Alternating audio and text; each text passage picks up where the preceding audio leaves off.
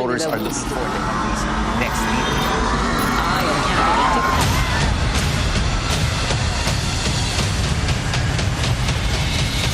Seven candidates for vice president standing side by side to face the Filipino people.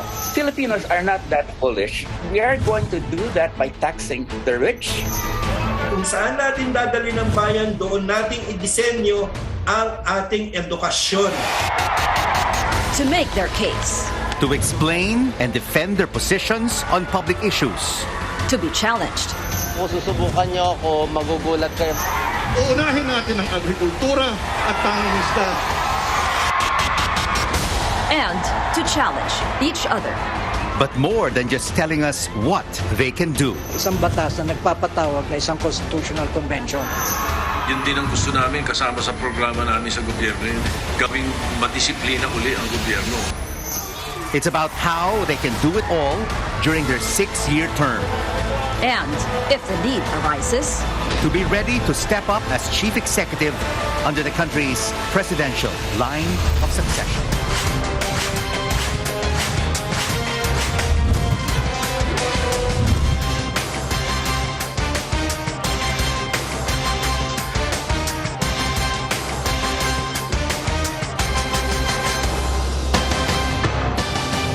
Hello, everyone, and welcome to a CNN Philippines special presentation, the Filipino Votes Vice Presidential Debate 2022.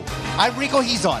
magandang hapon po sa inyong lahat. Ako si Ruth Cabal, and welcome to all of you watching on TV and on Facebook. Syempre, Rico, batiin din natin ang ating virtual audience sa ating naglalakihang screens. Marami dyan, mula pa sa iba't ibang lugar at malalayong lugar sa Pilipinas. Different industries, different backgrounds.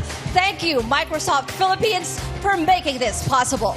Nagpapasalamat kami sa inyong lahat for joining us today. And Ruth, we are extremely excited to welcome 7 out of the 9 vice presidential candidates right here at the Quadricentennial Pavilion at the University of Santo Tomas. UST has been our trusted partner in our debates. In 2016, we had the VP debate. And 2019, di ba? We had our senatorial debate dito rin sa venue na ito. Maraming salamat, UST. We are very much grateful. And now, Ruth, it is time to welcome our candidates for Vice President of the Republic of the Philippines in alphabetical order. Walden Bello.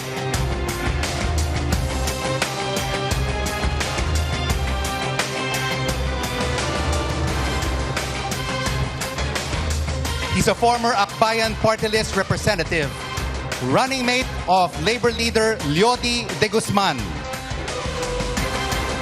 Our next candidate, pro-life advocate, Rizalito David.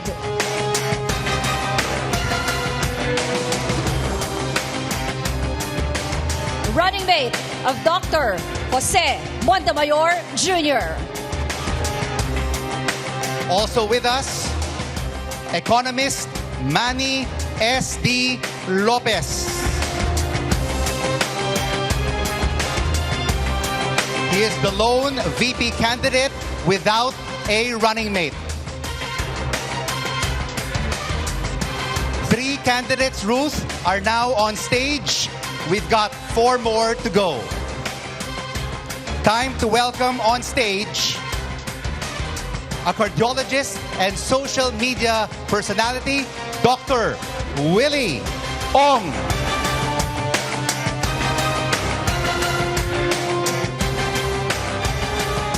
He's running alongside Manila Mayor Isko Moreno Domagoso. Our next candidate, Senator Francis Kiko Pangilinan.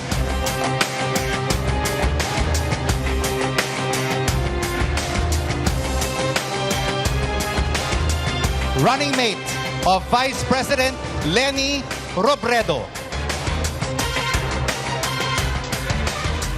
Also with us, Lawyer Carlos Serapio.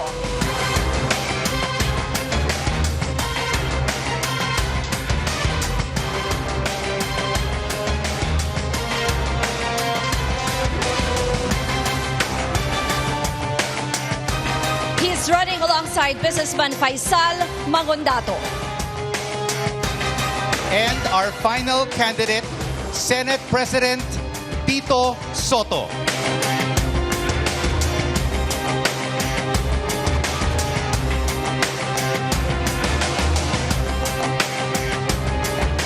Running mate of Senator Panfilo Ping Lacson.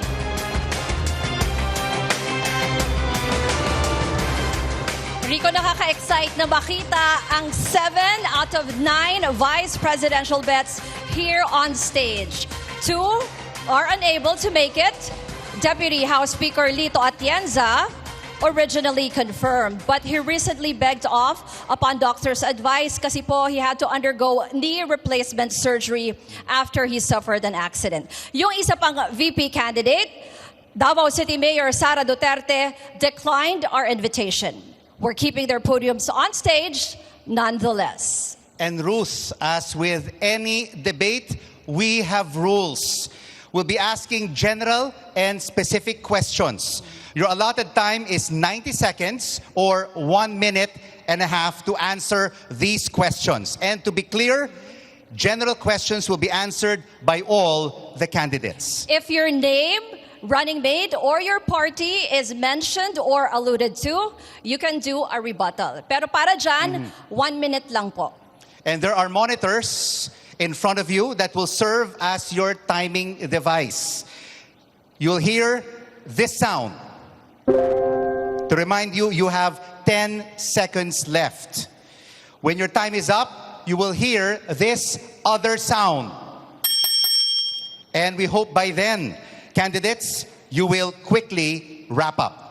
At pakiusap din natin, candidates, ha, please don't talk over each other. We will turn off your mic if you interrupt and let the speaker finish within the allotted time. Kasi mas maganda, Rico, pag tuloy-tuloy yung sagot nila para mas maintindihan sila ng ating mga manonood. At malalaman ng ating audience at ng ating Filipino electorate ang mga plataforma ng ating mga kandidato. So let's go ahead and begin with your opening statement. It will be your answer to this general question. Vice presidents can be appointed by the president to a cabinet position. If elected, what cabinet position do you prefer and why? Candidates will answer this question in alphabetical order, so we will begin with Walden Bello. Please go ahead, sir. Well, I would prefer the Department of Finance because it is such a central cabinet position. Talyode and I will have a tax on the top 750 people, billionaires in the country, and this will be for social programs that will go and benefit the vast majority of our people. We are going to legislate job security and higher wages, starting with $750 paid per day. And this is not just out of social justice, but this is also because we want to put purchasing power in the hands of our people to really make a very creative economy. We are going to repeal all those laws that have opened up our economy indiscriminately, thereby destroying our manufacturing and agriculture and forcing our people to go abroad in search of jobs. We are going to legalize divorce and same-sex marriage, and we are going to pull the Philippines from the 17th century to the 21st century. Mayor Sara Duterte, why are you not here to defend your positions? Nganong talawan mangka, Inday? Rizalito David, it is now your turn. Dalawang bagay po ang nakikita kong problema ng ating bansa. Ang una ay ang amorality, no? Ang kawalan ng moralidad ng lipunan. At ang kalawa ay yung cynicism ng general public, ang kawalan ng tiwala sa marami nating mga institusyon. Kung ako po'y mahahalal bilang ikalawang Pangulo at pipili ng posisyon sa gobyerno, nais ko na ang Pangulo ay mag-create ng isang komisyon for moral renewal and cultural restoration na akin pong pamumunuan. Yan po ay magkakaroon ng mga programa sa lahat ng institusyon ng ating bayan, lalong-lalo na sa pamahalaan, sa ating mga eskwelahan, pribado man o hindi, at maging ang mga instrumentalities natin, mga local governments, kailangan nating ibalik ang moralidad ng bayan upang tayo'y umunlad. Yun po ang aking nais na gawin kung ako'y magiging ikalawang Pangulo. Marami pong salamat. Manny Lopez, it's your turn. Magandang gabi po sa inyong lahat. Ako po si Manny S.D. Lopez, Vice Presidential Candidate of the Labor Party Philippines. Kung ako po ay palarin na maihalal bilang pangalawang Pangulo ng ating mahal na Republika, ang pipiliin ko pong cabinet portfolio will be perhaps as Secretary of the Department of Trade and Industry. Sapagkat ang priority po natin ngayon, after this unprecedented pandemic, this crisis that we are facing, we will be facing severe challenges in the coming years. And economic recovery is a must to help uplift the lives of our people. And I have a comprehensive three-pronged agenda to help advance our economic recovery. And this is number one, a new omnibus investment code to make doing business in the country a lot easier. We could attract more investors. We could improve the productivity of our businesses, of our enterprises. At pangalawa po, alam naman natin na maraming nahirapan, especially micro, small, and medium-scale enterprises. And the solution to this is a legal framework to enable them to recover. Yan po at provision of low-interest loans. Marami pong salamat. We'd like to hear next from Dr. Willie Ong. Hi. Kamusta po sa ating mga televiewers ng CNN? Pasalamat muna tayo sa CNN paggawa nitong debate. Napakaganda po nitong lugar. Kung kaya po tayo tumakbo, simple lang pandemic po talaga. Dahil sa pandemic talagang nasira yung ekonomiya, trabaho, pati tourism natin. Ang partner ko, si Mayor Isko Moreno, sabi niya, Doc Willie, kung hindi pandemic time, baka hindi ikaw ang tamang Vice President. Pero ngayon, dahil pandemic, kailangan natin maayos. Itong pandemic paulit-ulit. Every 6 months may bago, Alpha, Beta, Delta, Omicron. In 6 months, July, August, hindi natin alam kung ano yung susunod. Kaya depende sa Presidente kung gusto niya ako lagay sa Department of Health, gusto niya ako gawing overview sa health, okay po dito. Kung gusto niya ako tumulong sa ayuda, okay din po sa akin. Parang division of labor po kami ni Mayor Isko. Sabi niya, ikaw bahala, Doc Willie, sa kalusugan. Siya bahala sa pabahay, trabaho, edukasyon, foreign affairs. Kailangan natin magawa ng mga ospital. We need an infectious disease hospital. Doon natin lalagay yung COVID patients. Hindi po ako politiko, doktor po ako, pero nakikita ko paano bilhin yung pinakamagandang gamot sa inyo para mabuhay kayo at inyong mga anak. Salamat po. Next, may we hear from Senator Francis Pangilinan. Magandang araw po sa kanilang lahat. Depende po sa ating magiging Pangulo na si President Leni Robredo kung ano ang iaatang niya sa atin. Pero kung ano man ang merong kinalaman sa agrikultura at pangingisda, yun ang ating tatanggapin. Lahat ng mga kandidato ngayon sa pagka-Vice Presidente at sa loob ng 20 taon ng halalan sa ating bansa, ako lang ang kandidato na isinusulong at gagawan ng solusyon at sinisentro ang problema ng gutom, mataas na presyo ng pagkain at agrikultura. Tututukan natin ang alalay at ayuda at tulong sa magsasaka at mangingisda. Bilang dating Food Security Secretary, pinigilan natin tumaas ang presyo ng bigas dahil nilabanan natin ang mga rice cartel at ang smuggling at tinigil natin ang tongpats sa importation ng bigas na nauwi sa savings ng 7.3 billion pesos sa loob lamang ng 2 taon. Yan ang susi sa maayos na suporta sa ating magsasaka at mangingisda, tapat na gobyerno, at makakaasa sila sa atin dito.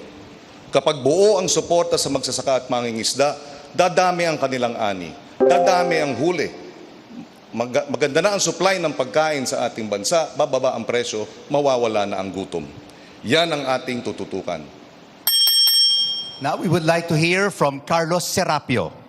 Thank you, CNN, at mabiyayang panahon, Pilipinas. Ang aking pong pipiliin ay batay din sa pipiliin ng aking Pangulo, si Presidente Faisal Mangundato. Kung ano po ay bibigay niyang tungkulin sa akin, iyon po ang aking gagampanan. Datapwat, kung ako'y kanyang tatanungin kung ano ang aking personal na preference, dahil po sa aking academic background, sa aking experience in engaging different leaders and functionaries of different nations, I prefer to take the portfolio of the Department of Foreign Affairs. And in that position, I think the experiences that I have had in doing back-channeling work will provide the kind of background as well as expertise for me to be able to do justice to the position. Kaya po, diyan mahalaga sapagkat tayo nahaharap sa ating ngayong mga relasyon sa iba't ibang bansa, lalo't higit na dito sa ating rehiyon. At ito po ay napakahalaga. Kahit na pa nga ang aming programa ay ang tanging programa ng transisyon. At sa transition po, mahalaga na maunawaan ng ibang bansa kung ano po ang ating patutunguhan na sistema. Salamat po. Senate President Tito Soto. Salamat po ng marami. The Dangerous Drugs Board and the Department of Interior and Local Government, I will be able to implement the Dangerous Drugs Act of 2002 completely. Republic Act 9165, of which I was the principal author of, and created the Philippine Drug Enforcement Agency. The present situation calls for the attention of government to the problem of drug abuse, not just illegal drugs. Those are two different animals. Kapag ang inasikaso mo lang ay yung supply reduction strategy na enforcement lamang at may kakulangan sa prosecution, you will never solve the problem of illegal drugs. But if you concentrate on prevention and rehabilitation, which is partly the demand reduction strategy that is necessary to combat it, I feel we will be able to complete and implement well the laws that we have passed before. Ngayong narinig na po natin ang opening statements ng ating mga kandidato, susunod na bubusisiin natin mga mahahalagang issue. And among the top voting issues this 2022 is the COVID-19 pandemic. Paano kaya nila tutugunan yung mga naging epekto ng pandemya sa ating bansa? Aalamin natin yan. And after the break, we'll have specific questions for two of our senators. We'd like to hear next from Kiko Pangilinan and Tito Soto about the recent Senate Blue Ribbon Committee report on the Pharmaly pharmaceutical controversy. You're watching a CNN Philippines special presentation, The Filipino Votes Vice Presidential Debate 2022. We'll be right back.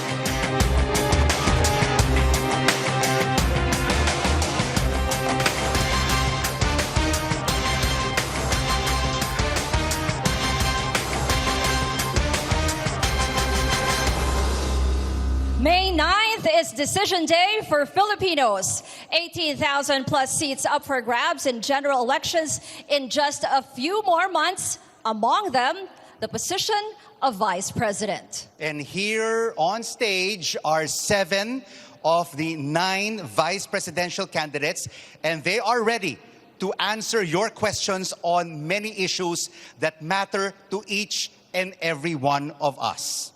One of them, the COVID-19 pandemic. Microsoft co-founder Bill Gates predicted the COVID-19 outbreak back in 2015. And he has warned yet again about the emergence of more pandemics in the future. Here is our next question. As Vice President, what concrete steps will you take to prepare our country for the next pandemic? Candidates, the more specific your answer, the better. Manny Lopez, we will start off with you. Thank you very much for this very relevant question. I happen to be a Bill Gates reader and also a veteran advocate of more effective disaster planning and management, among which is pandemic management. Pandemic is something that we have faced in the past, and we will be facing as well in the future.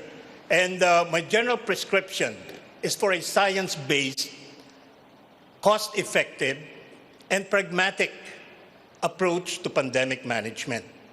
Because this is a crisis, in our case, of biblical proportions. And accordingly, the general prescription is our bayanihan spirit, our caring for each other. And if I can go into specifics, those especially in the level of decision-making with regards to our pandemic response, mitigation, and recovery strategy, we should make it a point that we have to have policies that specifically address the issues beyond political and commercial interests. Because this is what really bothers our pandemic response. And we could do better. And we could do better by caring more for each other and for caring for our country and our people. Thank you very much. Tanungin naman po natin ngayon si Senate President Tito Soto.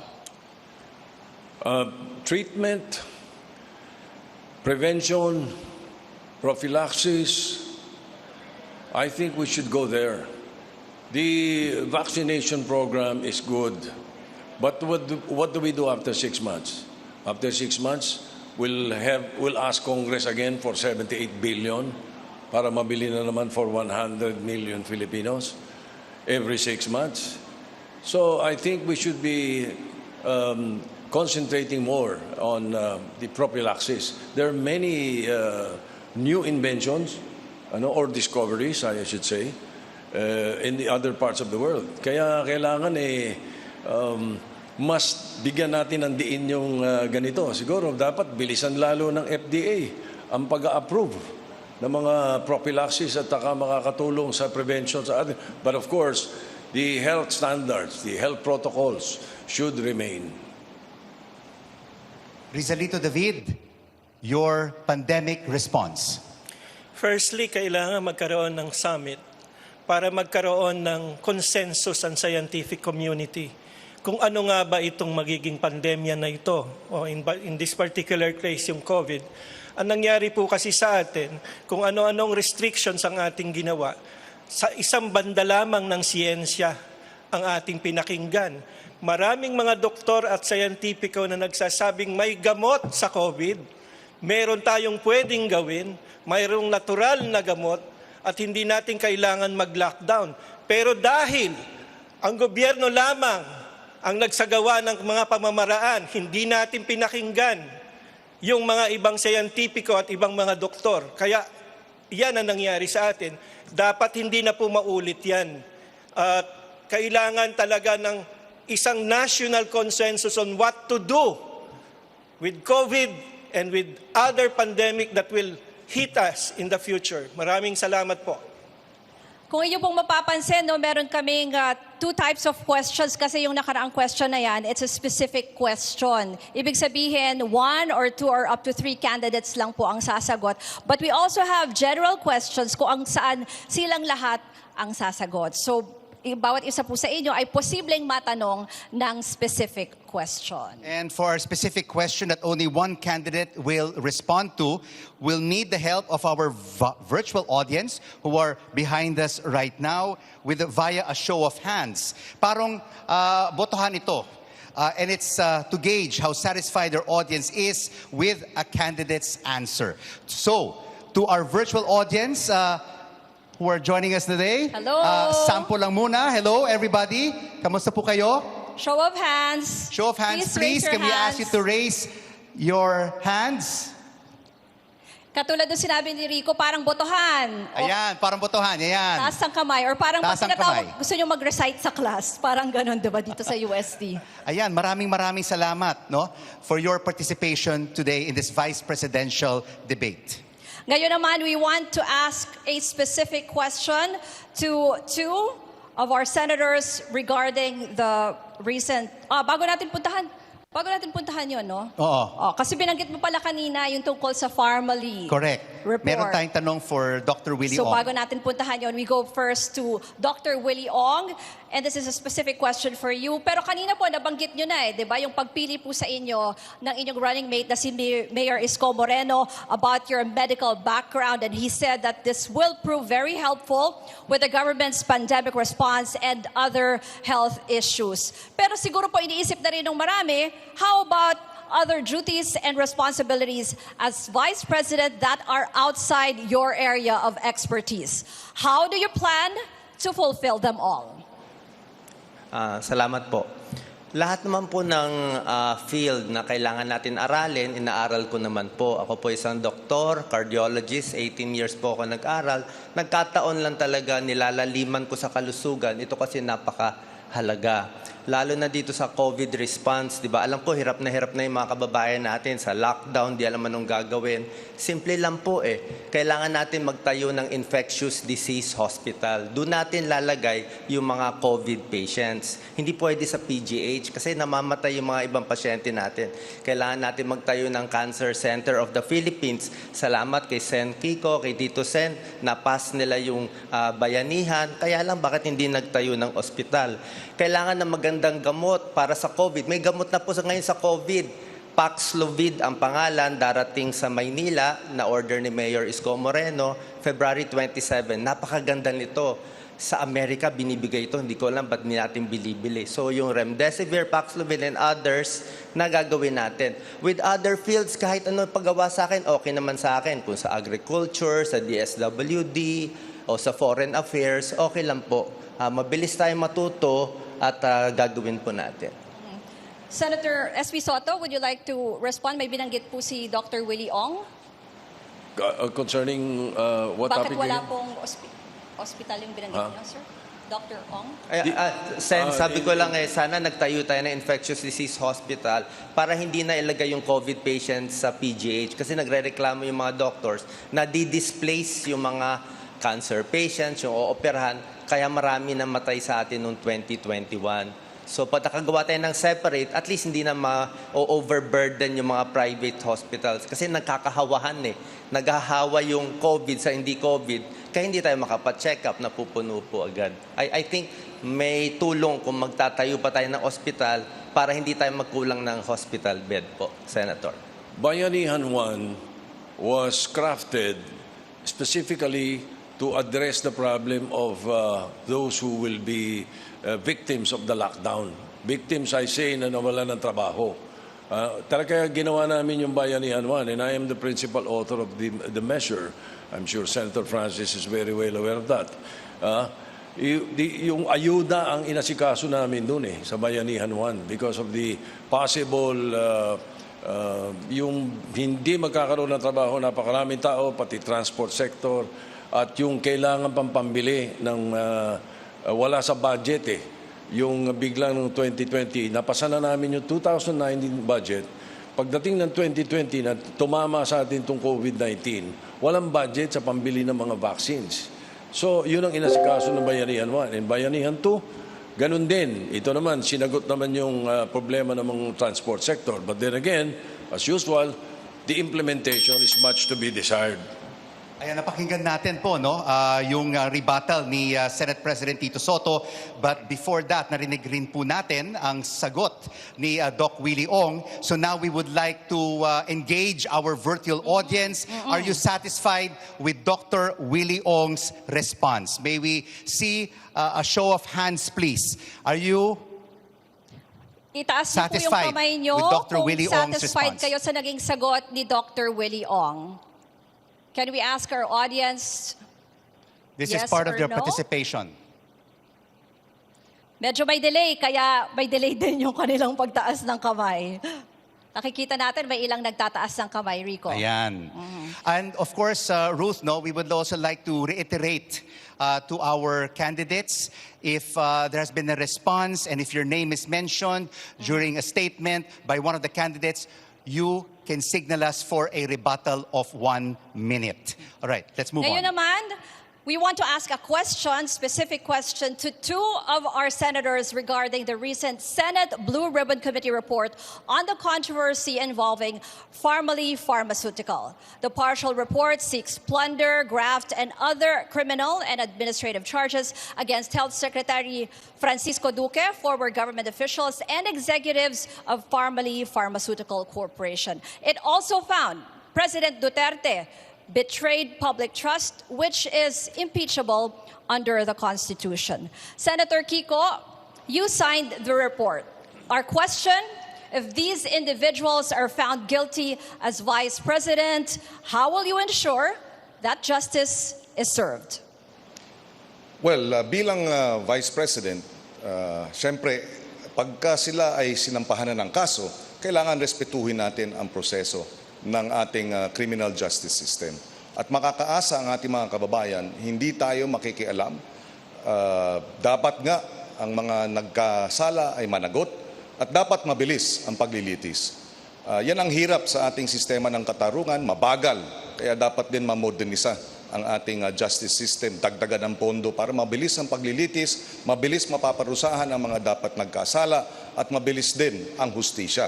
Kaya bilang Vice President, dito sa kaso ng Pharmaly, kinakailangan talagang busisiin ng husto at pursigihin. Ngayon pa lang nagtatago ang napakaraming mga testigo na dapat sana'y magpapaliwanag at pinoprotektahan pa at dinedepensahan. Ibig sabihin, kung wala silang kasalanan, bakit sila nagtatago? So we can assure the public, pag tayo ang binigyan ng pagkakataon, we will ensure that justice will be served. Hindi biro itong nangyari dito sa bilyong-bilyong halaga na binulsa habang namamatay ang ating mga kababayan. Dapat managot itong mga nagkasala at dapat talagang maparusahan. Tingnan natin ngayon ang reaction ng ating virtual audience. Another show of hands. Are you satisfied with the response of Senator Kiko Pangilinan? Tingnan natin kung Meron may mga tayong konting magtataas ng delay, kamay. Ruth. So hintayin natin ang show of hands ng ating virtual audience. Yes? Ayan, If they're nakita natin, satisfied nagtaas na sila ng indeed kamay. with the response of Senator Kiko Pangilinan. More than 50% are satisfied with his response. Maraming salamat po. And now, Senate President Tito Soto, you have denied that you are pressuring senators to sign the Blue Ribbon Committee report on Pharmaly. Ang sabi po ninyo, Senate President, quote, I will resign and shoot myself in Luneta. What is your stand on the Senate Blue Ribbon Committee report? To prove that I was not pressuring anyone. Because the news report was that, or was it fake news on social media, that I was pressuring members of the Senate to sign the committee report. The Senate President never does that. I have never done that. We leave it to the discretion of the members. And any member or any senator signing a committee report can say with reservations, or I dissent. Hindi ganun kadali po yun na magpapirma o pumirma. It's up to them. Then also, just to make it clear, baka akala nila yung draft report, yun na ang Senate committee report. Hindi pa. Linawin ko muna. Kung may mga dapat sampahan ng kaso, sampahan. That is my personal opinion. But the draft committee report will have to go through plenary. And in plenary, that is when we pass it, we debate on it, para malaman natin kung sino-sino mga kasama dapat do sa kaso at sino dapat ang makakasuhan. Because usually, the ombudsman nakikinig sa pinapadala ng Senado, katulad ng ginawa kong investigasyon sa PhilHealth na pinakasuhan ko lahat yung mga gumawa ng kabalbalan dun sa pera ng PhilHealth. Nakasuhan lahat yun, but we passed it in plenary. Majority signed, but we passed it in plenary, and it was a Senate report. It was no longer a blue ribbon draft report like what is happening now. Virtual audience, we would like to see a show of hands if you are satisfied with Senate President Tito Soto's response. May we see a show of hands, please? Itaas po natin ang kamay if you're satisfied with the response of SP Soto. Ayan na, may We are seeing some who are responding to Senator Tito Soto's response. All right. Maraming salamat po for your participation. Actually, if Representative Lito Atienza was here, we would have also asked him also about the House panel's own probe on the Farmally controversy.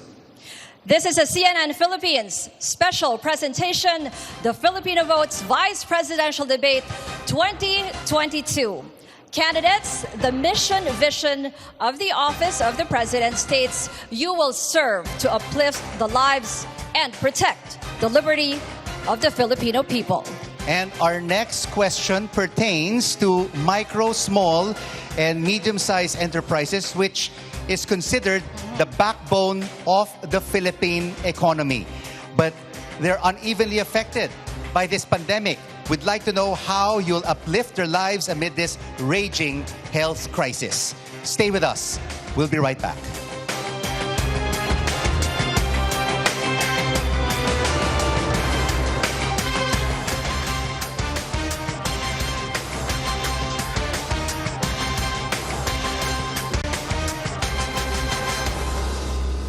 You're watching a CNN Philippines special presentation, The Filipino Votes Vice Presidential Debate 2022.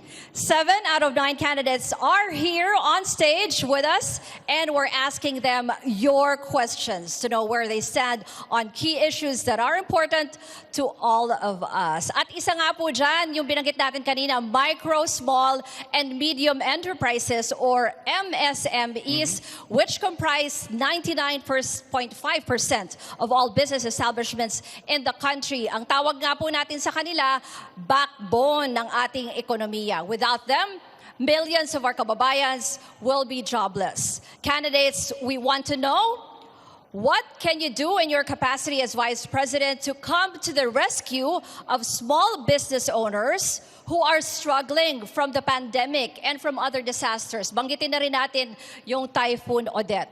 We want to hear first from Carlos Serapio. Thank you.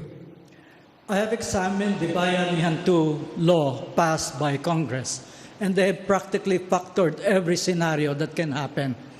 And they have actually budgeted a big amount of money in support of SME.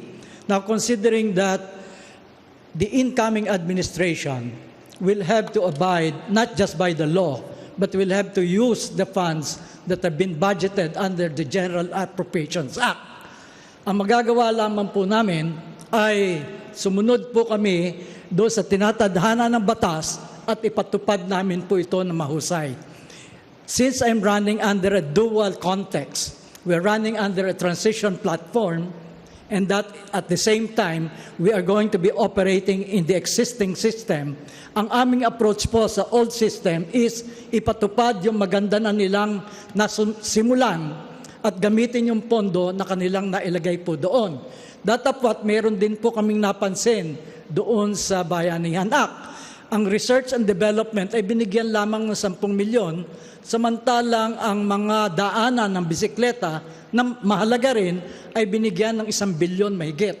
Sa tingin namin ay dito naman sa aming panukala sa transition, research and development ay dapat bigyan ng mas marami pong halaga. Kayo naman po, Senator Kiko Pangilinan. Ang Robredo Pangilinan Tandem, ang kanyang mungkahi ay kumuha ng 100 bilyong piso mula sa mga realignment lamang ng ating current budget at suportahan yung small and medium enterprises bilang ayuda. Pero merong mga, hindi to utang, ayuda ito, pero merong mga restrictions o merong mga kinakailangan gawin. Halimbawa, makakakuha ka ng ayuda kung hindi mo tatanggalin yung mga empleyado so that we can preserve these jobs, or 2, kung kukunin mo ulit yung mga tinanggal mong trabahador dahil sa COVID. So 100 billion yan. In the last Congress, this administration gave 15 billion total assistance sa SM, micro and small. Napakaliit dahil over 1 million ang ating mga small and medium enterprises. At sila ang pinakamalaking employer. Ika nga, 90% of our employees or employment comes from small, medium enterprises. So we really have, kinakailangan suportahan. So yan ang ating gagawin. At syempre, kinakailangan talagang busisiin ng gusto. The DTI is a very professional organization, very professional, mabilis silang kumilos. Pagka binigay mo sa DTI yung 100 billion para sa suporta sa small and medium enterprises, talagang alam nating mapupunta yan sa tamang tulong at tamang ayuda para tuloy-tuloy ang ating ekonomiya ay sumigla. Walden Bello, if you are elected as Vice President, paano po ninyo tutulungan ang mga micro, small, and medium enterprises? Well, mahalaga ho itong topic na ito kasi unang-una ho, we need to repeal yung Foreign Investment Act Amendment na nag-lower ho nung Filipino only to about 100,000 lang, no? From 200,000 to 100,000. Yun hong retail trade liberalization, no? Nakapapasaring ho, no? It lowers from 125 million pesos to 25 million pesos yung pagpasok ng foreigners, no? So we have had all of these foreign-oriented laws that have been passed recently. And Senate President Soto was the one who pushed them through Congress, no? And Senator Pangilinan also signed, no? So, paano yan? Sinasabi nyo, for Filipino kayo, and then you're liberalizing all these laws, no? And kami ni Calyodi, we are going to have 250 billion emergency fund for MSEs. Pero hindi sapat yan. We need to bring back a country, that really reserves our small and medium industries na nakakain na ng mga foreigners, no? So, yung sabi nga ni Senator Soto, he tries to portray himself as independent of the Duterte administration. That's not true. Thank you very much, Walden Bello. Would you like to rebut to what Walden Bello has just said, Senate President? The retail trade liberalization law is to uplift the economy of the country. It is madaling mamintas sabihin nga no, ba't binaba yung ano. Mr. Bello, no interruption, please. Please proceed, Senate President. We have lowered the threshold for those who would want to invest. Foreign investments, because that is the way to open up the economy. Hindi pa pwedeng yung sitwasyon lang natin ngayon na mangyayari. Because we have, in our case, we have a stopgap measure. Like, for example, we have the budget reform advocacy of Senator Lacson and myself.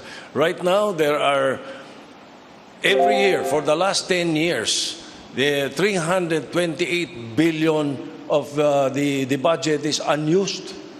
And we can easily use that. We will let you finish your statement, right, Senate President. We can easily use that to help the MSMEs easily. For example, give 1 billion each for every province. There are only 81 provinces.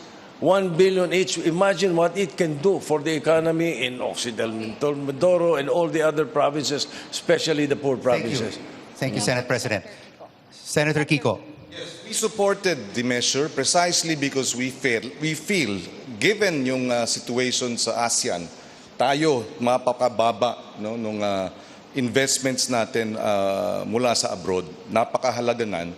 Ngunit binalanse naman natin. Kaya nga merong 100 billion na suporta sa ating maliliit na negosyante para talagang mabigyan sila ng alalay at ayuda habang nasa gitna tayo ng COVID response. We have ng COVID at ang pandemya. So kinakailangan natin balansehin. Hindi pwedeng bawal ang lahat ng foreign investment o kaya restrict it to the degree na hindi na lalaki ang ating ekonomiya dahil nakakadagdag naman sa totoo lang ng trabaho. But at the same time, suportahan ang ating lokal. Kaya nga mayroong 100 billion which is 85 billion more than what this administration has given in terms of assistance to micro, small and medium enterprises. Again, paalala lang po namin sa ating mga kandidato, wag po nating interrupt pag merong sumasagot. And for the rebuttal, you just have 1 minute. All right, napakinggan natin no, si Senate President at si Senator Kiko. Are you satisfied, Mr. Bello, with their responses? No, I am not, because they're opening up SMEs, okay, and small enterprises, to be eaten up by putting down the threshold by foreign entrepreneurs and businesses. And then they say that they're protecting SMEs and medium enterprises. It's say na, okay, bibigyan kayo ng pondo para makatulong. Pero hindi yun ang problema. The problem is, for instance, yung tariff laws natin, 1 to 4% and all of that, really has gone down. So let's not kid ourselves. You're sending this country and our SMEs to the hands of all these foreign enterprises that will eat them up. Walden Bello, we move on now to our next issue, which is also related to MSMEs. Many of those are Filipino fisherfolk whose livelihood have been affected not just by the pandemic but also by many other factors. This question goes to Senator Kiko Pangilinan. You promised to redeploy the Coast Guard and Navy ships to protect our fishermen from possible harassment from foreign vessels, which are mainly Chinese vessels. We're talking about a country with the largest navy in the world. At pagdating sa gray ships, they're also known as warships. At ibang usapan na yan. So in April last year, President Duterte said he would send gray ships if China starts digging for oil, quote, to state a claim. Are you prepared to take this maritime dispute to another level? Well, I'm prepared to fight for our rights over the waters of our exclusive economic zone and not be subservient. Hindi tayo pwedeng sunod-sunuran sa China. Gusto natin makipagkaibigan sa China pero wag naman dahil sa pagkakaibigan natin sa kanila, i-give up na natin yung 550,000 square kilometers of sovereign and exclusive economic zone. Alam mo, tinataboy ng ang ating mga mangingisda, ipaglaban natin ang ating soberenya. Dati, ang kinikita nila 40 to 60,000 a month dahil nakakapunti sila doon sa malayo. Ngayon, dahil wala na yung Coast Guard, wala na yung Navy, talagang hindi na sila, wala na pumuprotekta sa kanila. So dapat i-resume yung patrol, dapat i-resume yung Coast Guard para pag naroon yung ating mga mangingisda, meron silang takbuhan. Number one. Number two, para tumaas ang kanilang kita. Ngayon, 3,000 pesos a month na lang ang kinikita. Kulang-kulang pa. Panggasolina lang. So, kawawa ang ating mangingisda. And so, we have to fight for our exclusive economic zone. That is energy security dahil maraming oil dyan at gas reserves. That is food security dahil maraming isda dyan at aquamarine resources. Ipaglaban natin yung arbitral ruling. Dahil atin ang West Philippine Sea. Usapang ekonomiya pa rin po tayo. Economic recovery. Okay. Ruth, meron gustong sabihin si Senate President? Yes, I think it's very important that the audience or our people know that I personally filed in the Senate the creation of the establishing maritime zones. The maritime zones will define the internal waters, the archipelagic waters, the territorial waters, and the economic zones of the country. Wala tayo noon. Kung ang China mayroong 9-dash line, wala tayong maritime zones, hindi maliwanag. That is why I filed the bill to ngayon linawin mabuti yan. At pag dyan, pinasok tayo nung kapitbahay natin, papasok yung MDT. yung Mutual Defense Treaty. Ang kalaban nila, si Kanuna. Thank you very much for that statement. Mr. David. Yes, Mr. David, you would like to rebut and add? Nais ko lamang magtanong kay Ginoong Kiko Pangilinan. Kasi paulit-ulit naman yung sinasabi niya na labanan natin. No? Panahon pa ni Aquino at nitong kay Duterte, wala naman tayong nagawa doon sa sinasabi natin, ipaglaban natin So sa papaano mong paraan gagawin yung pakikipaglaban sa China para irespeto yung ating karapatan doon sa ating mga katubigan dyan sa West Philippine Sea. We cannot just simply say, ipaglaban natin. At ang nangyayari pa, sa mga proposals nyo, ang nangyayari pa, pinapatronize nyo yung ating mahihirap. Hindi nyo naman sila ini-empower with all those things that you're presenting. Libreng ganito, ayudang ganyan. That is not empowerment. That is patronage. Siguro, can I respond? Senator Kiko, do you have a rebuttal? Yes. Siguro hindi narinig ni Ginoong David yung kanina kong sinabi dahil sabi ko nga, we will resume the Coast Guard patrols in the area. We will resume the Navy patrols in the area. So, yun ang gagawin para maprotektahan ang ating mga mangingisda at ma-assert natin ang ating soberenya ron. Number 2, we will have to engage with ASEAN. Indonesia, Vietnam, they are also concerned about the aggression of China. We should align with ASEAN neighbors who together we can strengthen our position that this aggression is not right. And number 2, the US, Australia, Japan are also concerned about this 9-dash line illegal claim, fake claim. And we have to also align and strengthen our alliances with them so that we have a broad alliance that will assert or will oppose this unacceptable 9-dash claim of China. But we also have to take note, Senator Kiko, that China's Navy is far larger than the Philippines. And it is very minuscule compared to the power of China. Far larger than Vietnam and Indonesia, but they can assert, they have asserted their sovereignty over these waters. Indonesia even, binomba nga, pinasabog yung Chinese vessel Hindi naman ibig sabihin gera. In response to the two So gentlemen. we have to assert. I'm not saying we should atakihin natin sila. Pero pagka tayo na wino-water cannon, hindi naman tayo pwedeng nakangalang. We have to, our Navy and our Coast Guard must defend our sovereign waters. And it starts with being present in these areas by having these patrols. Gusto ng ating mga kandidato na marinig din yung side nila sa issue na ito. We have Congressman Bello. Yes, sir. Napakita na natin dito yung magiging foreign policy ng Lenny Kiko administration at saka nung Lacson Soto administration. Sinabi na ni Senate President na he is going to invite the United States, to oppose China. Papasok na lang daw dyan, no? MDT, Mutual Defense Treaty. Hindi humari yan. We have to have an independent foreign policy. And ito naman si Senator Pangilinan, we will join the Quad. Come on! This is dominated by the Australia, I did not say, US, I did not say etc. we will join the Quad. No, but you said that you are going to align with the Quad. No, Senator. No, no interruptions, please. That We is will have to let consistent Mr. Bello with the finish. Aquino administration's pro-US policy. You're just carrying that out again. Say we would join the Quad. You look at the tapes. Please, let's stick to the facts. Let's stick to the facts. Professor, let's stick to the facts. You are a professor. Let's stick you to the are a facts. professor. Yes. Stick All right, to the facts. we'll have to end it there for now. And Senate President, you would like to respond? Because I was alluded to. Yes. Yes, I go never ahead. said invite. I did not use the word invite. I wonder where he got it. Mr. Bello, please, let us finish Senate President's statement. You follow the agreement that we have. We have a treaty. We have an agreement.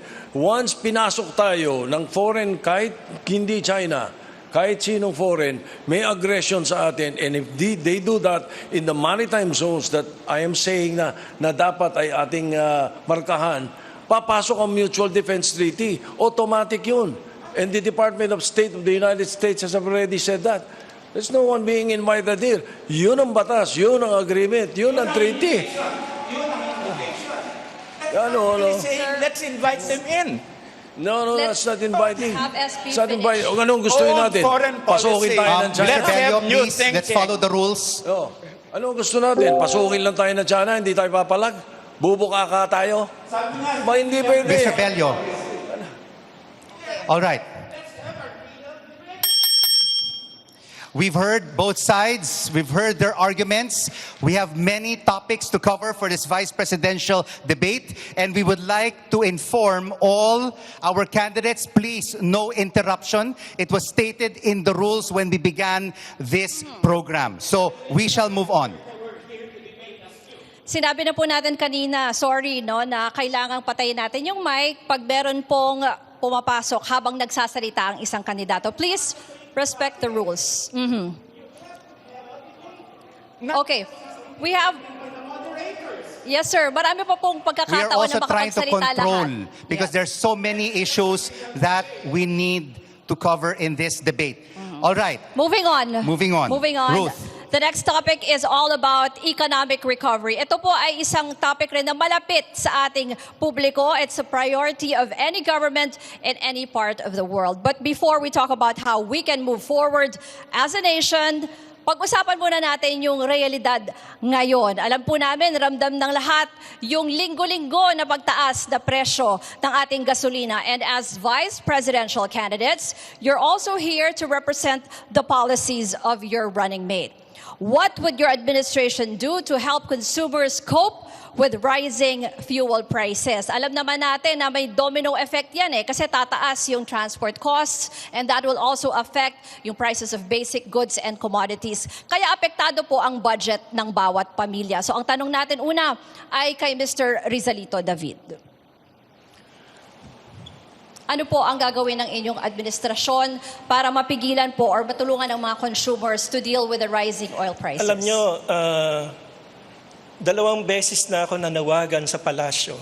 At I hope na harinig din ng ating mga senador at mga congressmen na magpatawag si Ginoong Pangulo, Rodrigo Duterte, ng special session of Congress para bigyan siya ng power to suspend the implementation of the excise taxes and probably bawasan yung value-added tax at the pump, no?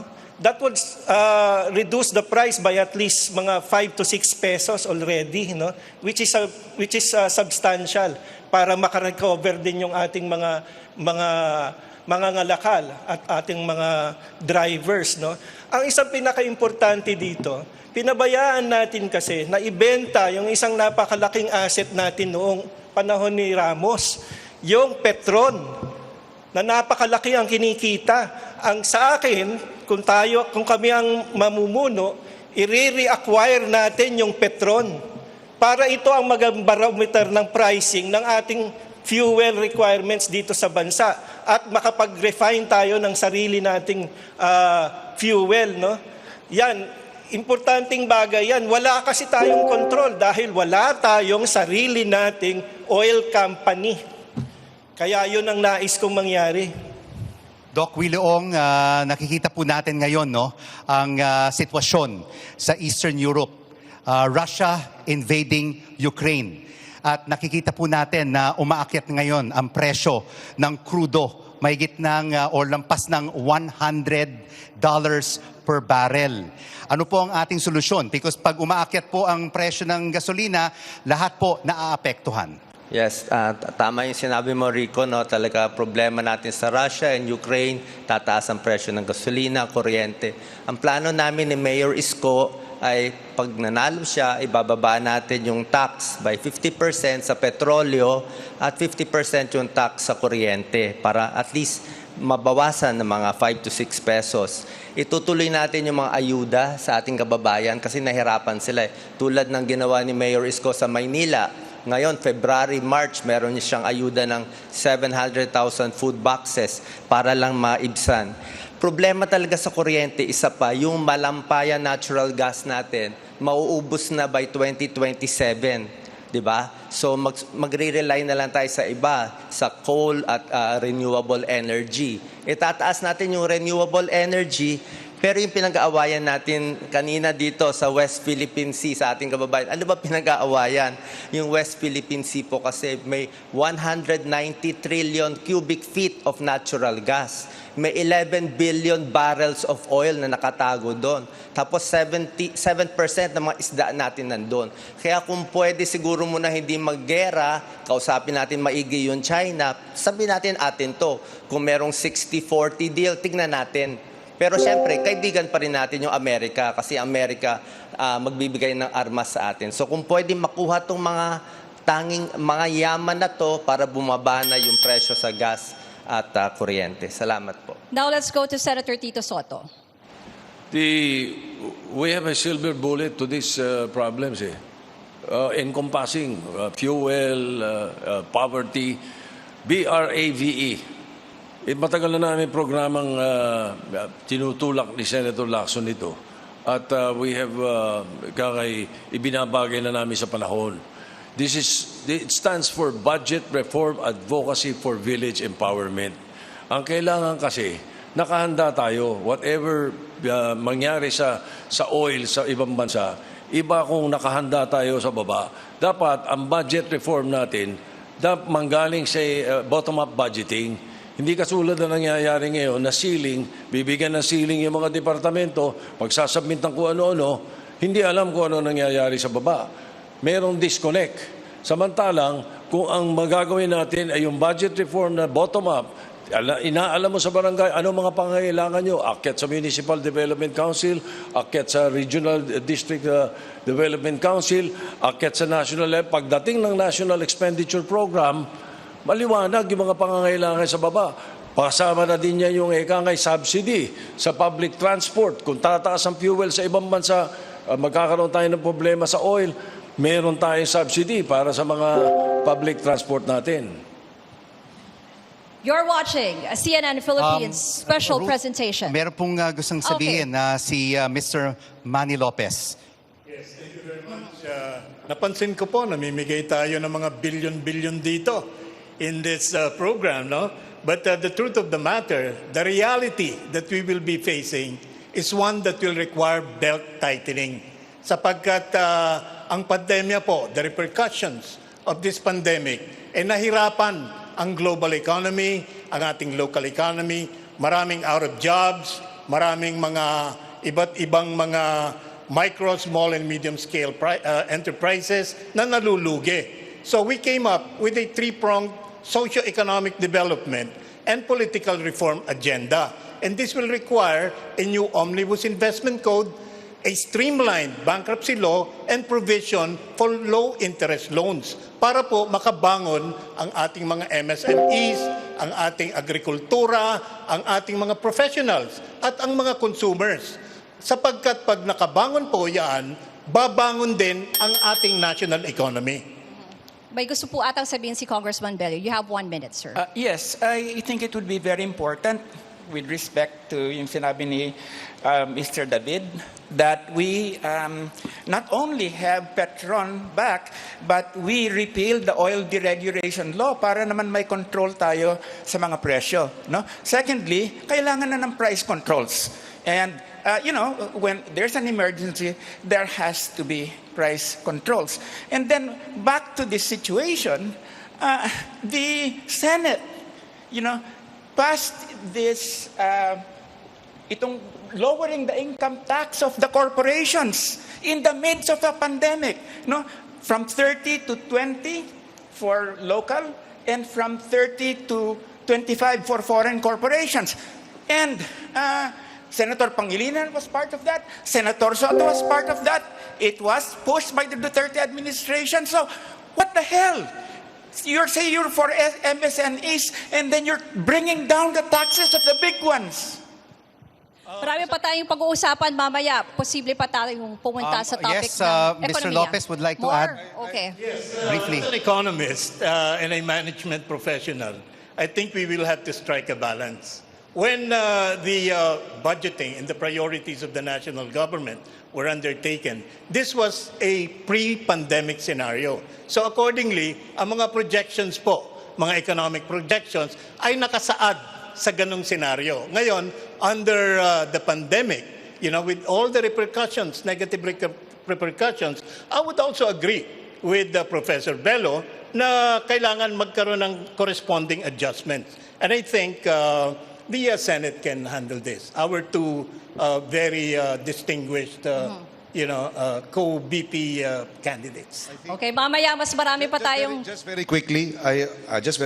sinagot ko na yung Go ahead. point ni Ginoong Bello na we have to strike a balance, and that's why we put we are putting a 100 billion assistance fund for small and medium enterprises, as we also allow for investments from abroad, for example, to come in. So it's a balance that we answered the question already earlier. Mamaya marami pa tayong pagkakataon na marinig ang ating mga kandidato. You're watching a CNN Philippines special presentation. When we return, the war on drugs and the International Criminal Court. This is the Filipino Votes Vice Presidential Debate 2022. Stay with us. We'll be right back.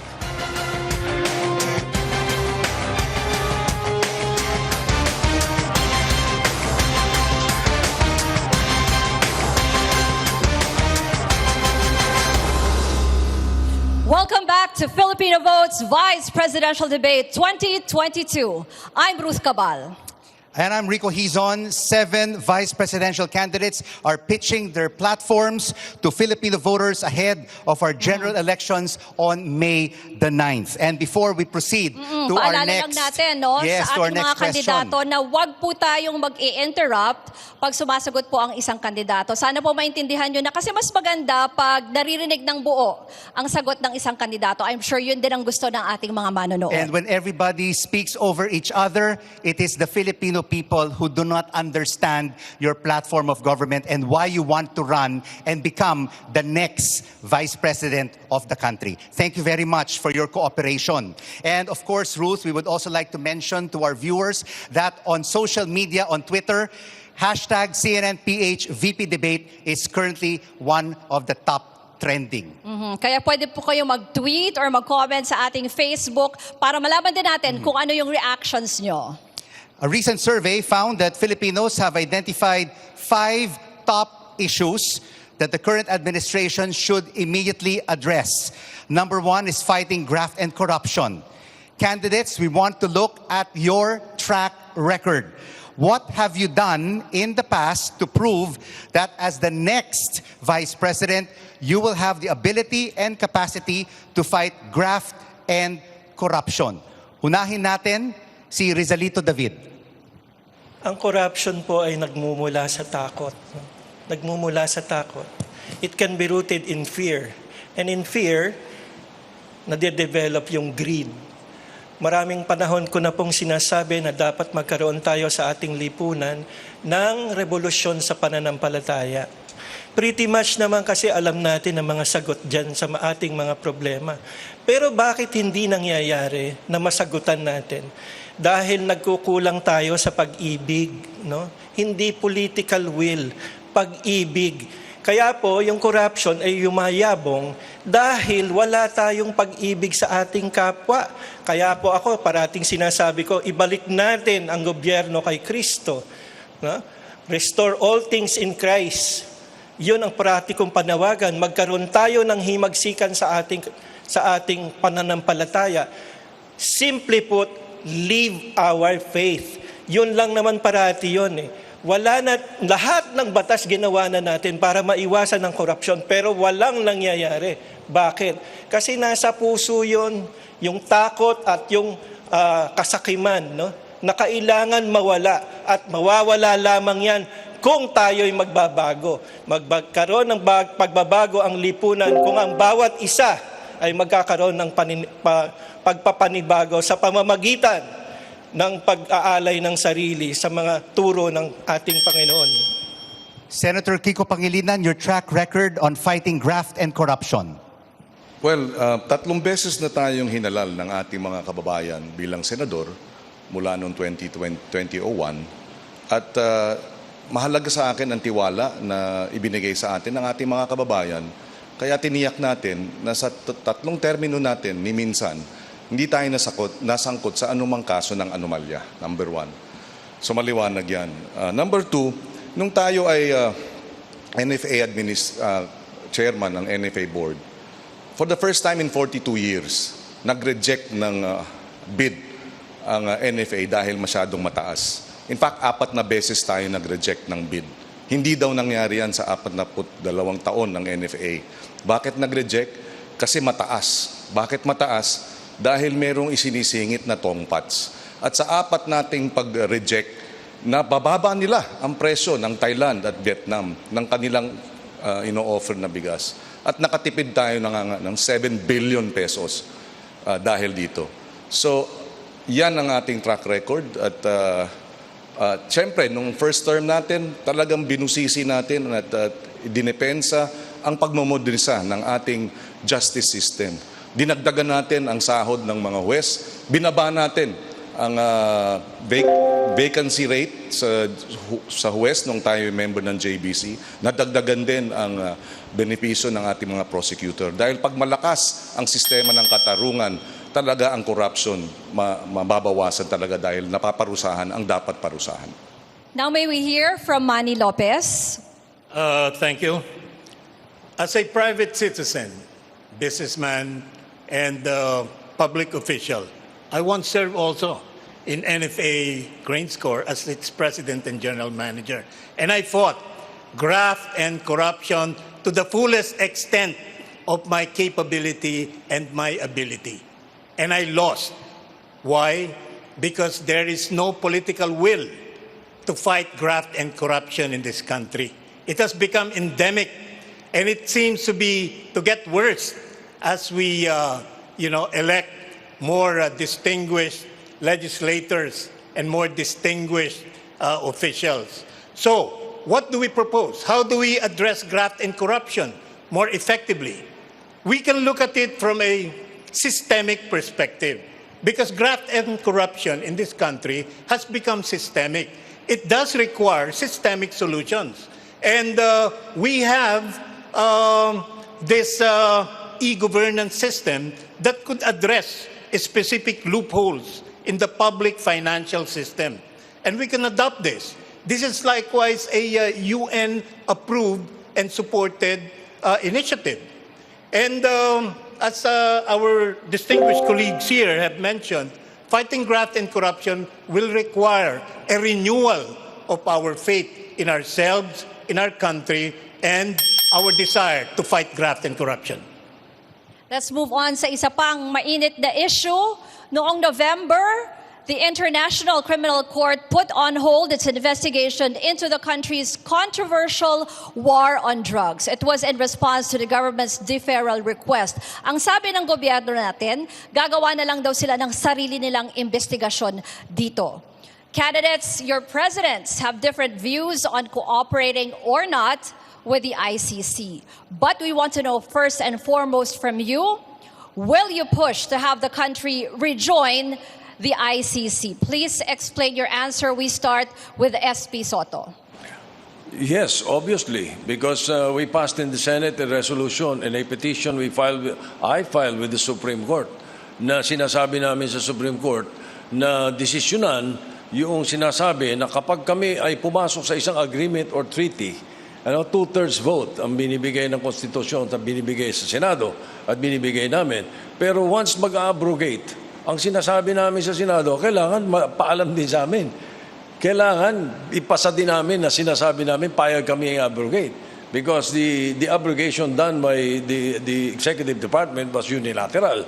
Kaya yun ang sinasabi na obviously, ang Senado ay pabor doon, or kami, majority in the Senate, pabor, na pag-usapan yan at ibalik tayo. At kung gusto mag-imbestiga ng ICC dito sa atin, ayaw mag-imbestiga. Wala tayong tinatago, wala tayong dapat katakutan. And, well, I wish I was able to given a chance about the corruption. Perhaps later. Sige. Thank you po. Puntahan natin si Mr. Serapio. Ano pong masasabi niyo sa rejoining ICC or not? Yes, as a respectable member of the international community, I join the Senate President in his stand that we should rejoin the International Criminal Court. And for that matter, we should also be part of all other international organizations which help promote international harmony, cooperation, and amity that is provided for in our Constitution. So that's my short answer to this question. And Doc Willie Ong, what is your point of view on this issue?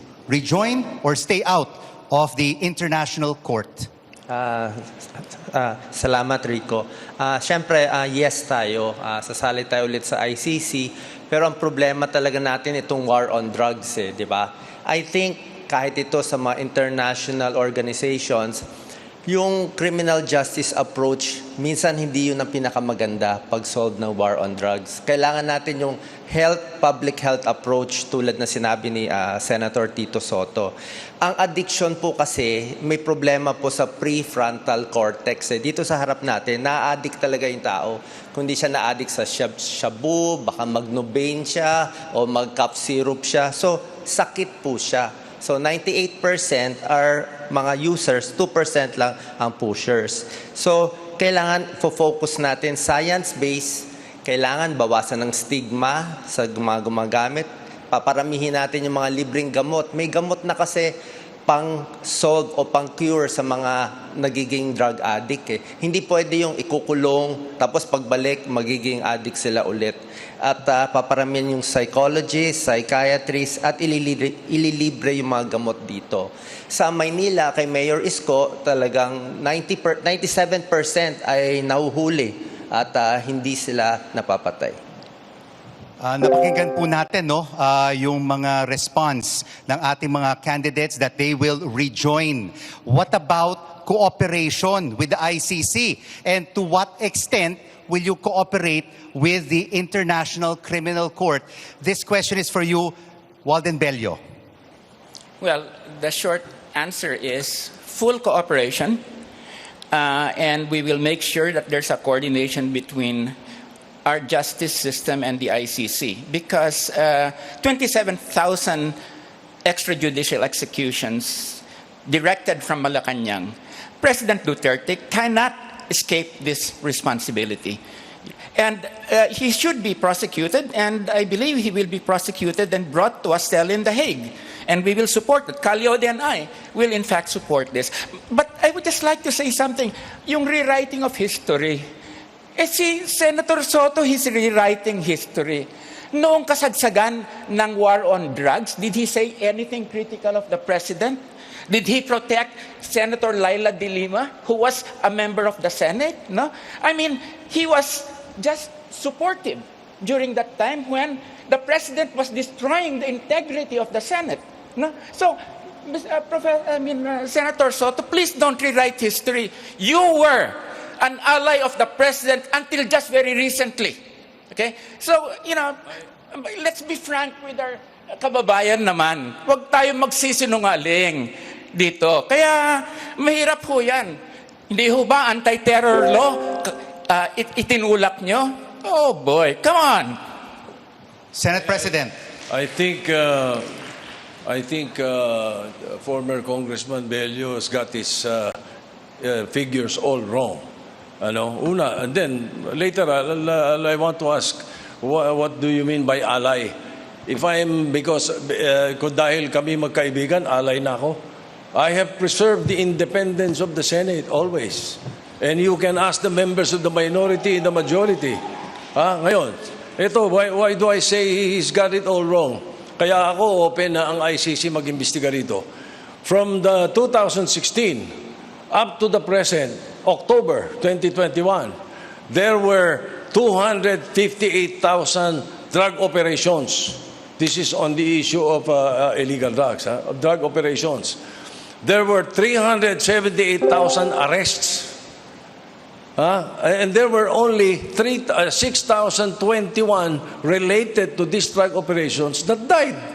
So kung may EJK at sinasabi nila, binibintang nila kay President Duterte, dapat 378,000 ang patay.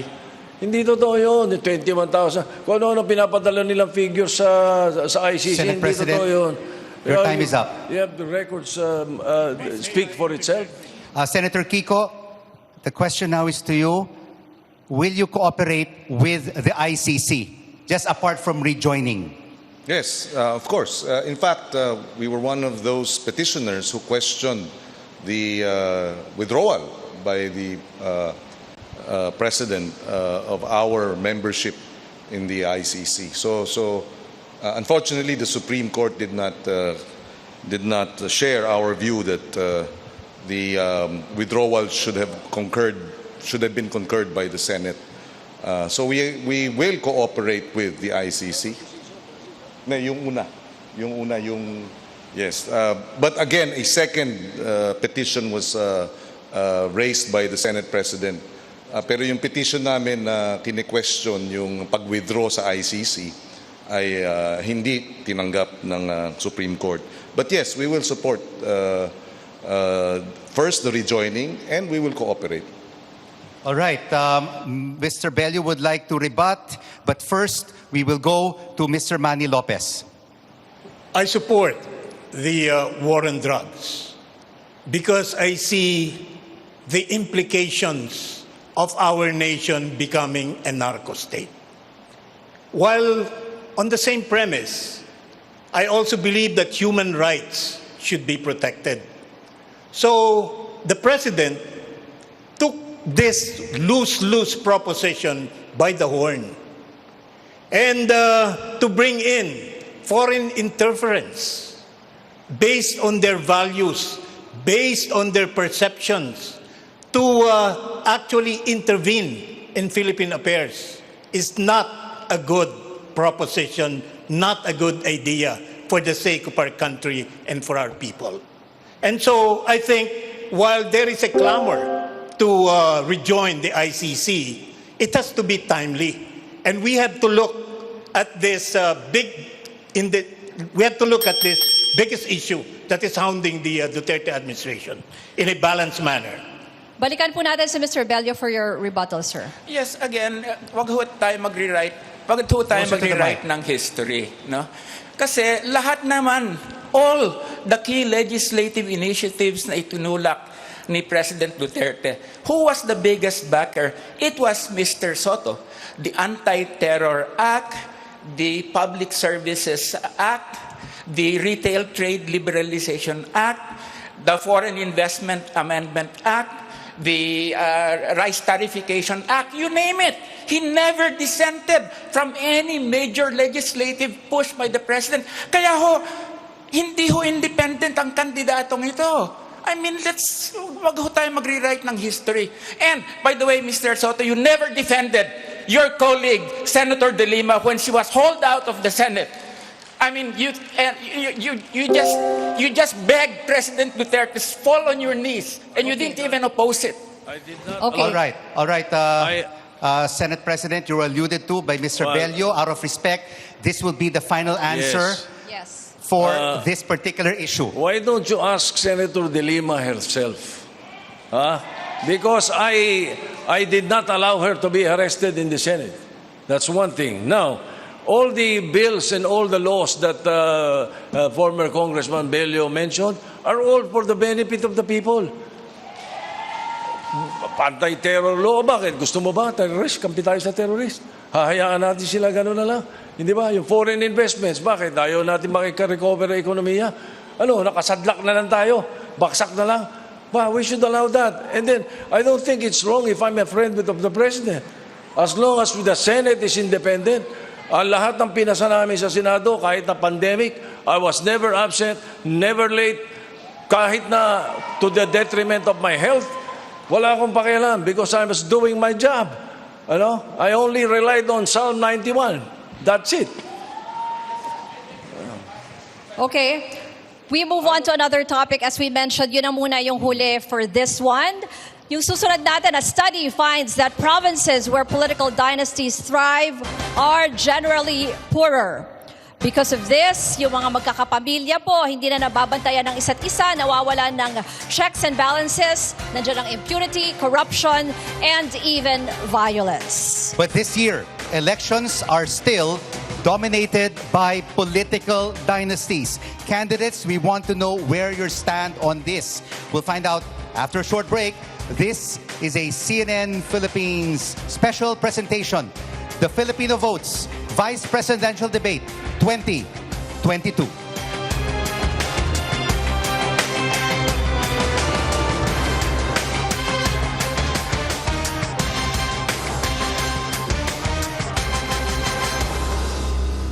This is a CNN Philippines special presentation, the Filipino Votes Vice Presidential Debate 2022. Our topic this time, political dynasties. The Constitution explicitly prohibits political dynasties, but 3 decades later, no law has been passed to enforce it. Critics say it's because lawmakers themselves come from political dynasties. Pending pa rin ang anti-political dynasty bills sa Senado at sa lower house.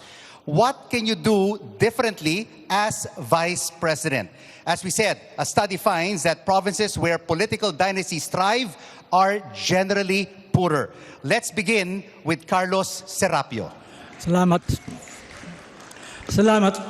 Ngayon lamang pumasok ang usapin o issue sa aming transition platform at program of action.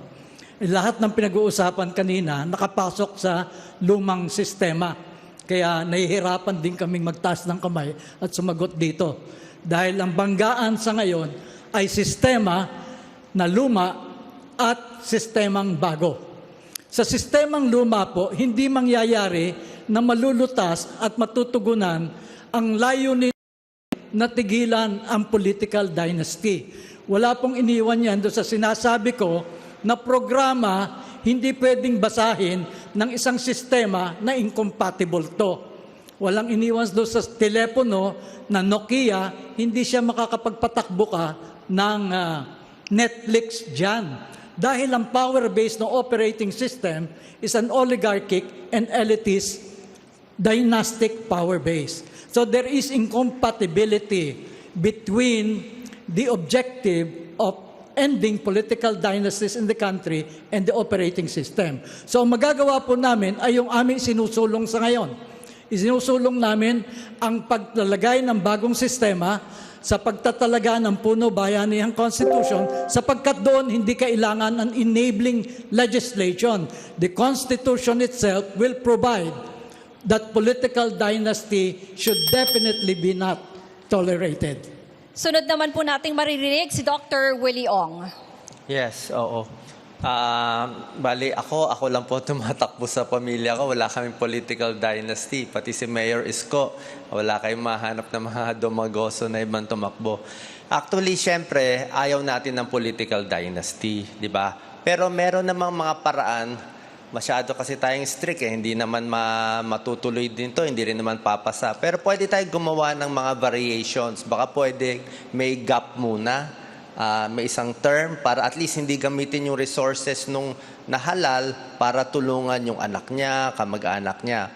Pwede rin naman so kailangan may gap, tsaka may limit lang yung dami ng kamag-anak na po pwede. Siguro 2 o 3. Isang plano ni Mayor Isko na naisip namin, dahil meron tayong 17 region gusto niya yung pag-elect ng senators per region.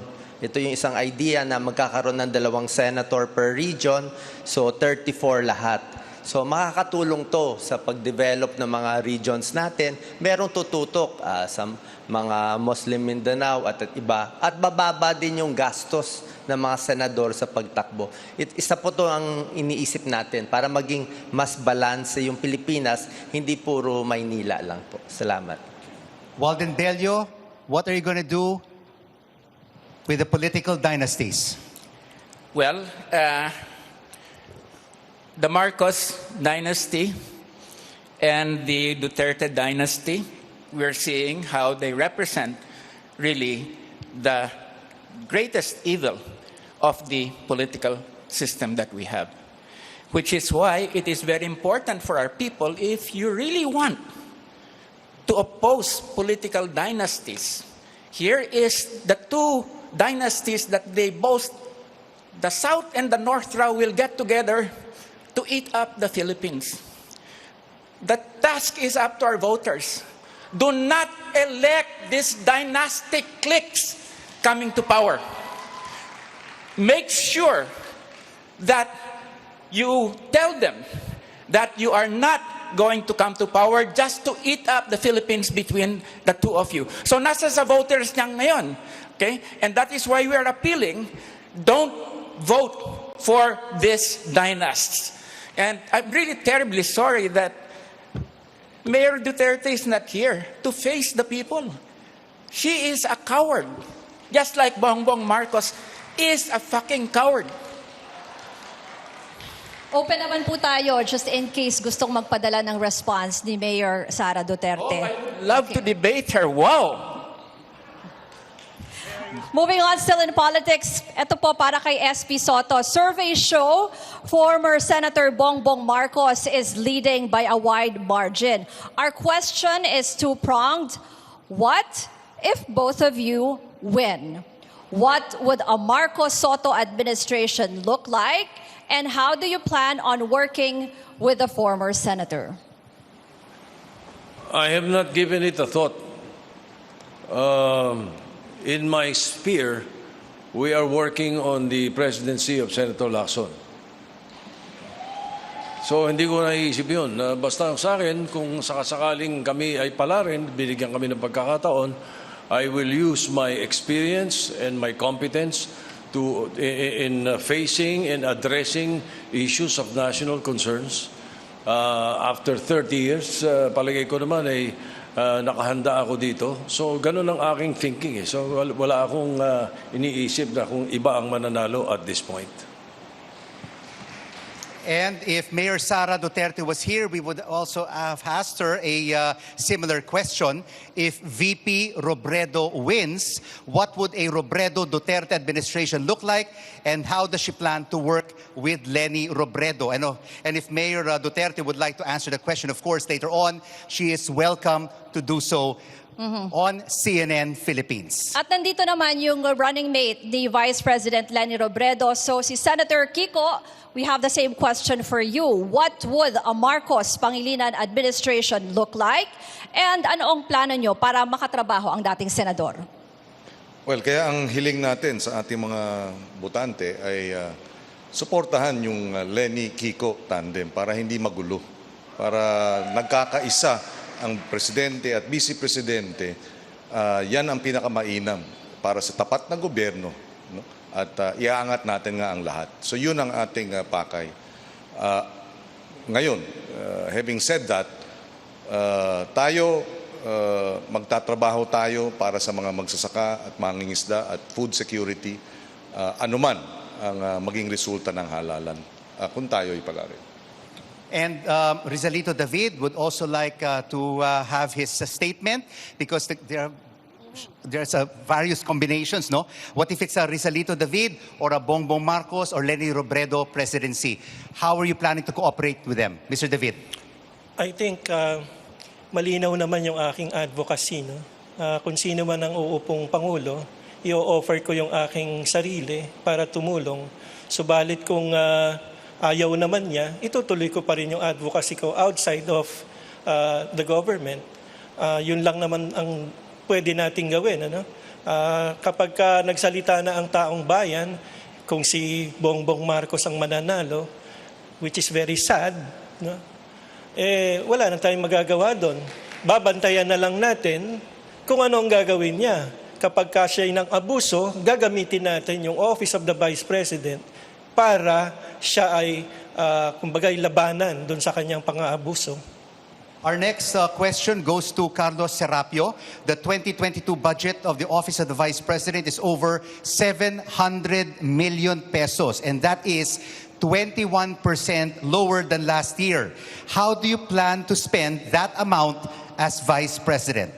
Well, we have designed, that means the political party has designed the Office of the Vice President, not just to support the President, and also at the same time to abide by the constitutional provision on the role of the Vice President. But we want the office of the Vice President to be a table of idealism. It will be a table of philosophy, of advocacy, of aspirations, of vision. Most especially, it will be a table for the young people, for the young generation. Yung experience namin sa halos 50 taon ng pakikipaglaban para sa pagbabago ng ating sistema, ay iyon ang maibabahagi natin sa ating mga kabataan. Sa ngayon kasi, ang nakikita nila, puro yung away sa kasalukuyang sistema. Labanan ng kulay at labanan lamang ng kung sino ang mas mabuti o sino ang mas masama. We are in a state of moral convolution. And unfortunately, our politics, our elections have not really been able to resolve this issue of moral convolution. And therefore, we have to introduce what we call as strategic, innovative exercises in the political process so that our young people will see something different than what is going on with our politics. So yung budget na yung kakasya na yun para namin maisagawa iyan. Ngayon naman po, pakinggan natin si Mr. Manny Lopez. Paano niyo po gagastusin ang budget ng OVP? Before I answer that, can I backtrack a bit on the political dynasty? I'd like to say that in fairness to our political spectrum, there are good dynasties, there are bad dynasties, and there are terrible dynasties. And to avoid the prospect of having terrible dynasties, we have to do something. We have to initiate some initiatives, some reforms to prevent the occurrence or the incumbency of bad dynasties. And I think this is high time because, the political landscape is now packed with dynasties.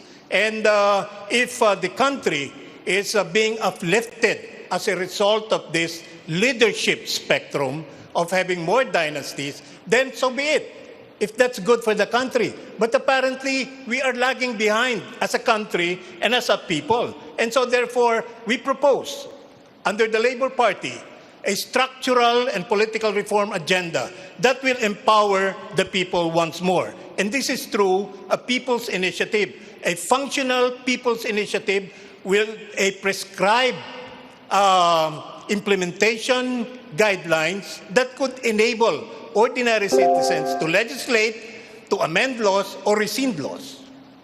This is a CNN Philippines special presentation at the University of Santo Tomas. When we come back, we'll ask questions about taxes. You're watching the Filipino Votes Vice Presidential Debate 2022.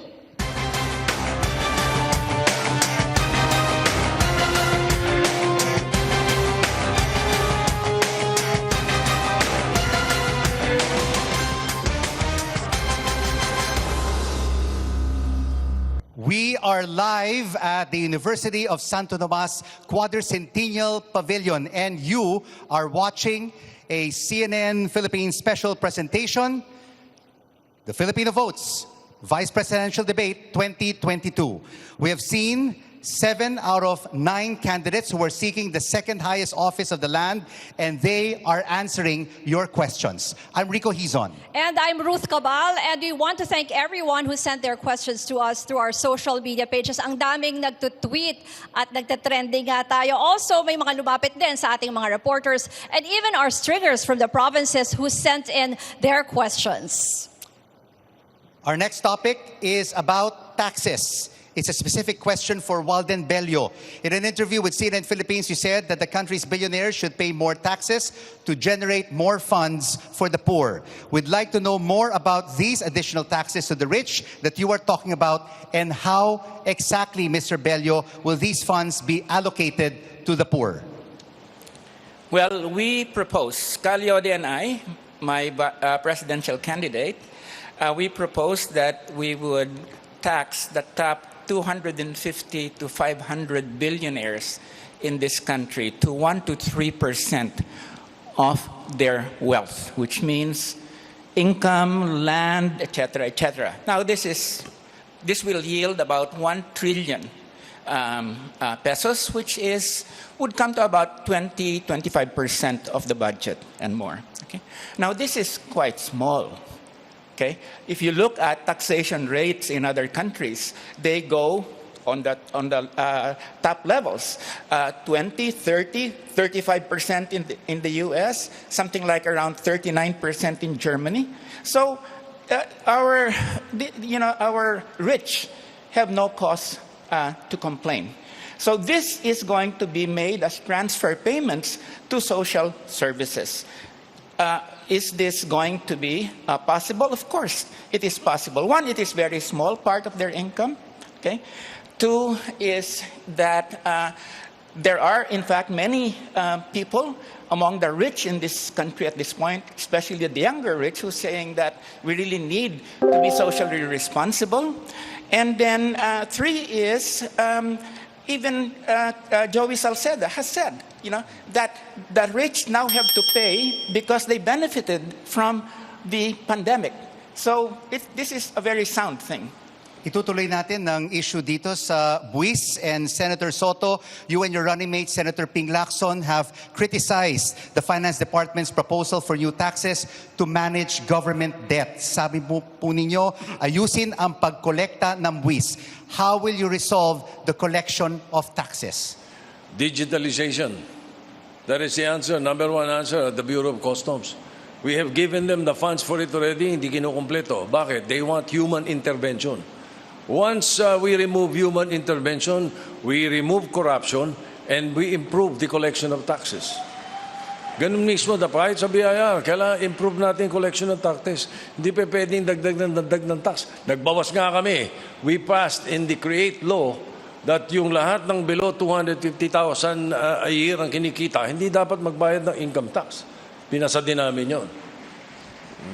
Okay, moving on to Mr. Manny Lopez, who is an economist. Your question, to increase taxes or not, at ano pong klase ng buwis?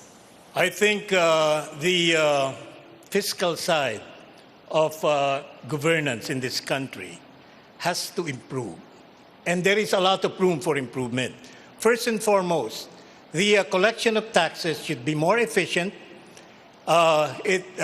Any avoidance of taxes should be penalized.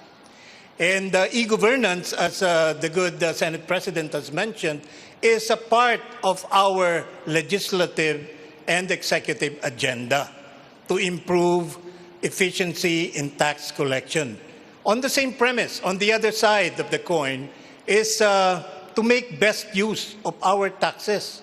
And this means elimination of the leakages in the public finance sector, make our project implementation and program implementation more efficient, and there should be, better auditing procedures to make sure that every tax collected from the people should be spent wisely.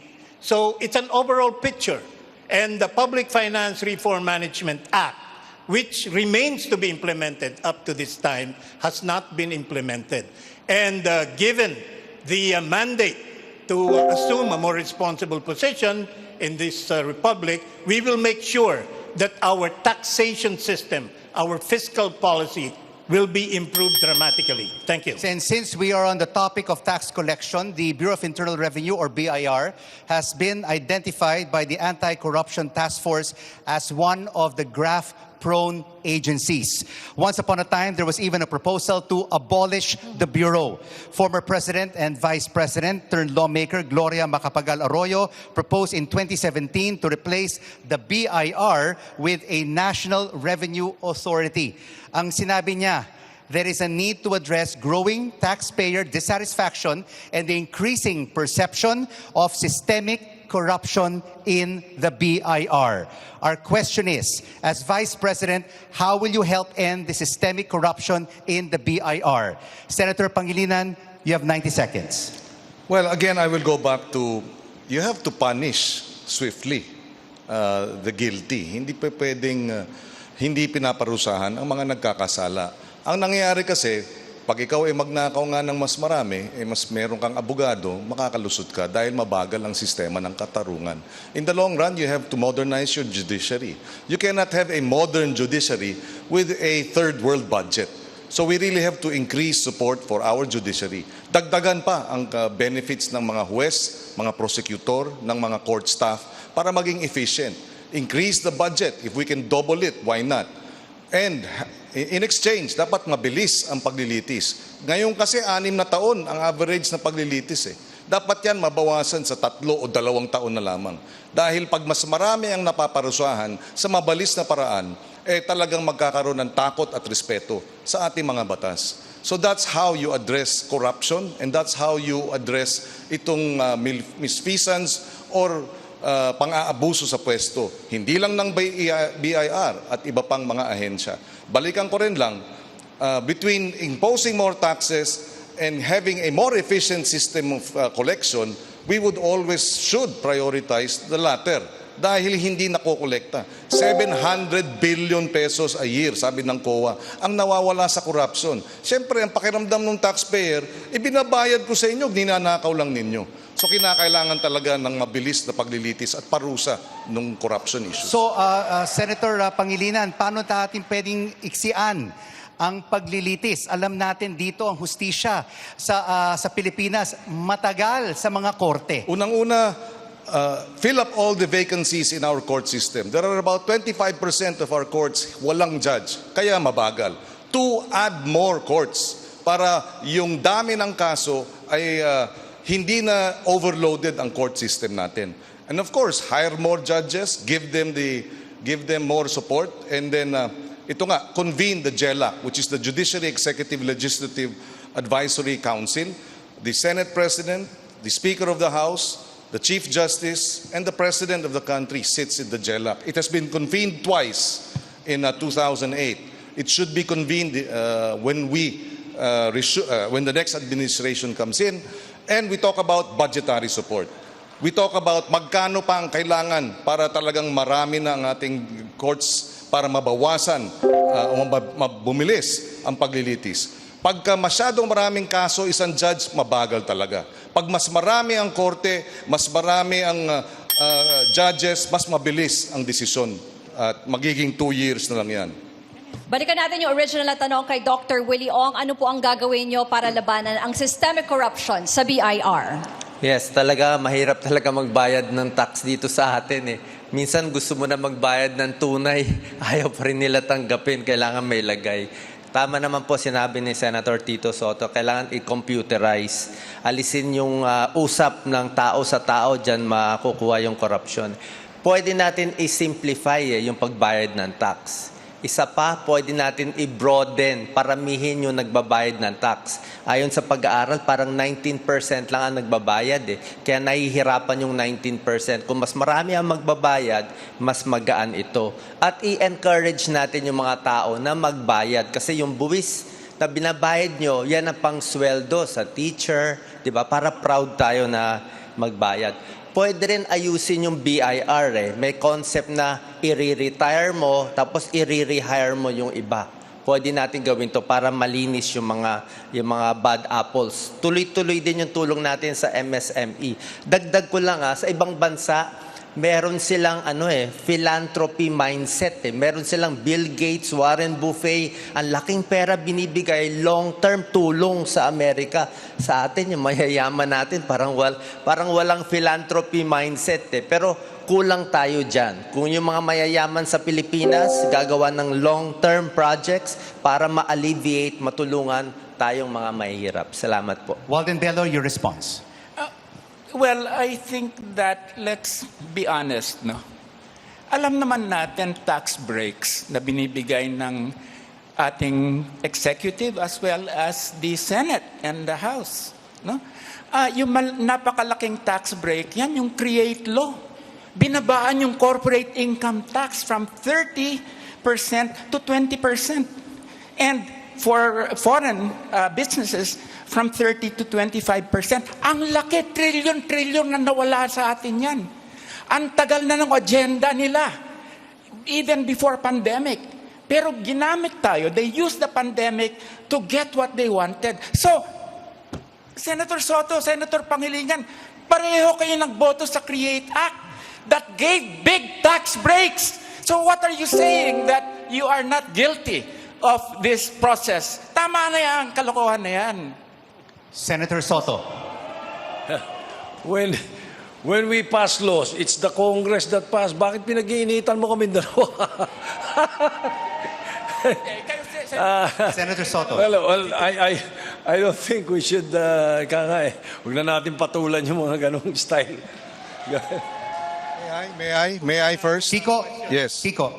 And then we go to Mr.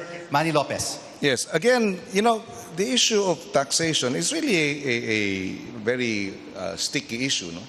Pero, nasa gitna tayo ng pandemya, hindi lang yung maliliit, pati yung mga malalaki na naapektuhan ng pandemya, yung negosyo nagsasara. And the CREATE law precisely, binabaan ito as a means to be able to provide support. Even the biggest companies like itong mga airline companies, billion din ang nawawala sa kanila dahil dito sa pandemya. So we voted in favor of that because we recognized na iba ang kondisyon sa ngayon because of the pandemic. Unprecedented yung bagsak ng ating ekonomiya, unprecedented itong kawalan ng hanap buhay at trabaho. Kaya dapat unprecedented din ang kilos. I can understand yung concern ni Professor Bello regarding itong mga tax perks and tax breaks. But because it was a different, never before experienced pandemic which really killed, bagsak talaga yung ekonomiya, we felt it best to provide assistance and support for companies. Mr. Manny Lopez. I have a question to my fraternity brad, Senator Kiko Pangilinan. A very simple question lang, Brad. Kaya nyo bang, since you mentioned about judicial independence and objectivity, kaya nyo bang litisin ang fellow senator nyo kung nagkaroon ng malaking issue or participation in graft and corruption? I happen to be a participant of the Million People March. At ipinagmarcha po namin yan. And maraming mga legislators ang nasangkot dyan, reportedly about 100. Mabuti na lang ang fraternity brad ko, hindi kasali doon. And si Senator Soto. But as a general question, kaya nyo bang litisin ang kapwa nyo senador kung nasali, nasangkot sa graft and corruption? Well, that's... Very short answer lang po. Merong ethics committee sa ating Senado, but of course, paglilitis ang pinag-usapan, sa hudikatura yan. No? And in fact, ang nangyari nga, nitong nakaraan, 3 senador ang nakulong dahil dun sa paglilitis sa Napoles Fund. Pero nung nanalo na ang bagong administration, o bago pa man at nung nanalo, nabaliktad yung sitwasyon. Senate President Tito Soto. And then finally, Yes. before we go to the break, Mr. Serapio. Yes, the answer is in the affirmative. There is a committee on ethics. If there is a case filed against a senator, we will investigate, no matter what. Briefly, Mr. Serapio. Itong sistemang ito has reached its point of incompetence. No matter kung anumang subsystem or sectoral reform ang gawin, hindi po maaayos yan. Ang pinakasagot talaga rito ay total system change po. Kinakailangan tumawid tayo from the old political system to a new one. This is in the nature ng unitary system will always have this kind of problem po. Ganun po ang mangyayari dyan. And speaking of corruption, it will be one of the priority topics in tomorrow's presidential debate with our very own Pio Ontiveros and Pinky Webb. Tune in to CNN Philippines for the presidential debate at 5 p.m. You're watching the Filipino Votes Vice Presidential Debate 2022 right here at the University of San. Again, thank you very much, USC. And thank you to Very Reverend Father Richard Ang, the Rector of USC. After the break, we'll shift our focus to our most precious resource, our children. How do we keep educating and protecting them? We'll be right back. Stay with us.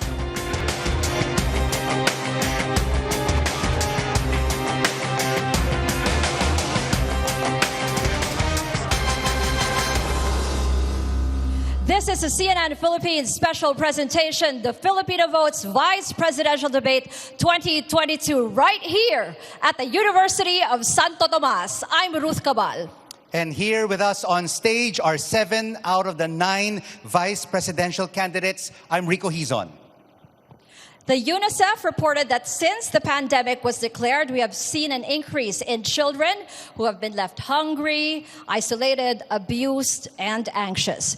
In addition, the pandemic has caused the most severe education disruption in the world. Dito po natin nakita yung isang problema sa bansa natin, yung gap, yung pagitan sa rich and poor students, lalo na pagdating sa internet access. Ang question natin, as Vice President, how can you make sure that the internet is more accessible and more affordable to the students? We want to hear from Dr. Willie Ong. Yes, salamat sa question, Ruth. Talaga itong education talaga pinaka-problema natin kasama yung sa internet. Nakakalungkot talaga po yung mga datos sa mga bata natin, 33% malnourished or stunted, yung maliit ang height.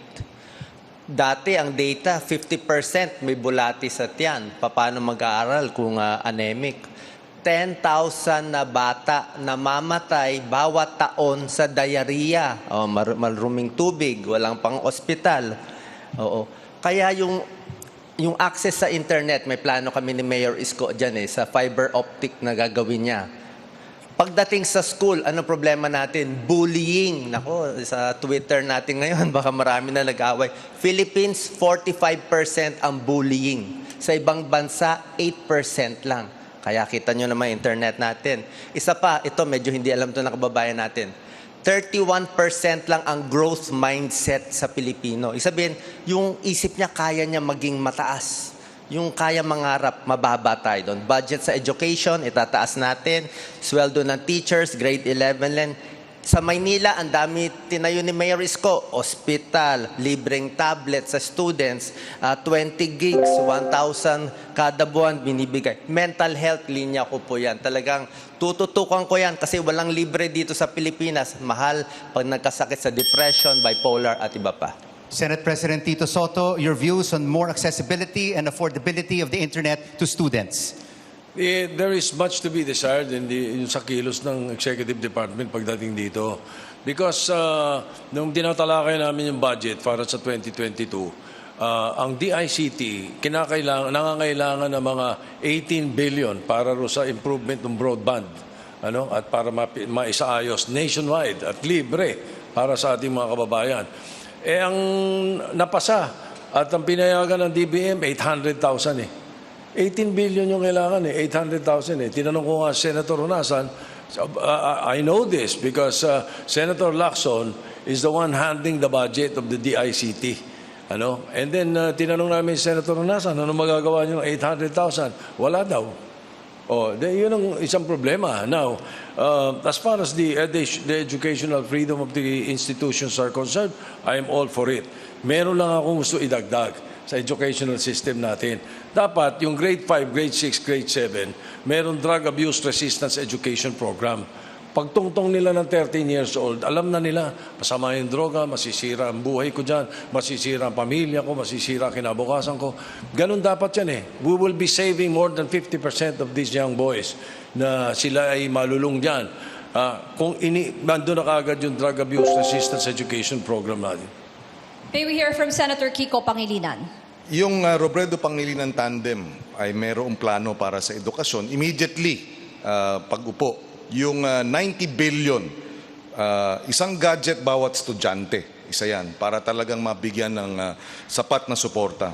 Pangalawa, 300 pesos Wi-Fi load allowance kada isang buwan habang siya ay nag-aaral. So 90 billion yan immediately.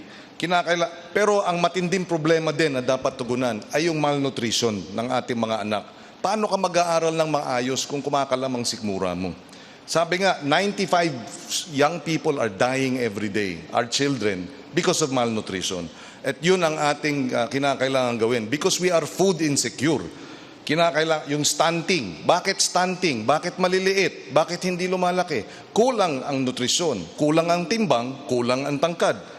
kinakailangan talaga tugunan yung food security. At paano natin gagawin yan? Dodoblehin ang budget ng agrikultura at titriplihin ang tiyak na yung dagdag na budget, madadagdagan ng ayuda at suporta sa ating mga magsasaka at mangingisda para tumaas ang kanilang ani at tumaas ang kanilang huli, at pagka marami ng supply ng pagkain sa ating merkado, bababa ang presyo ng pagkain.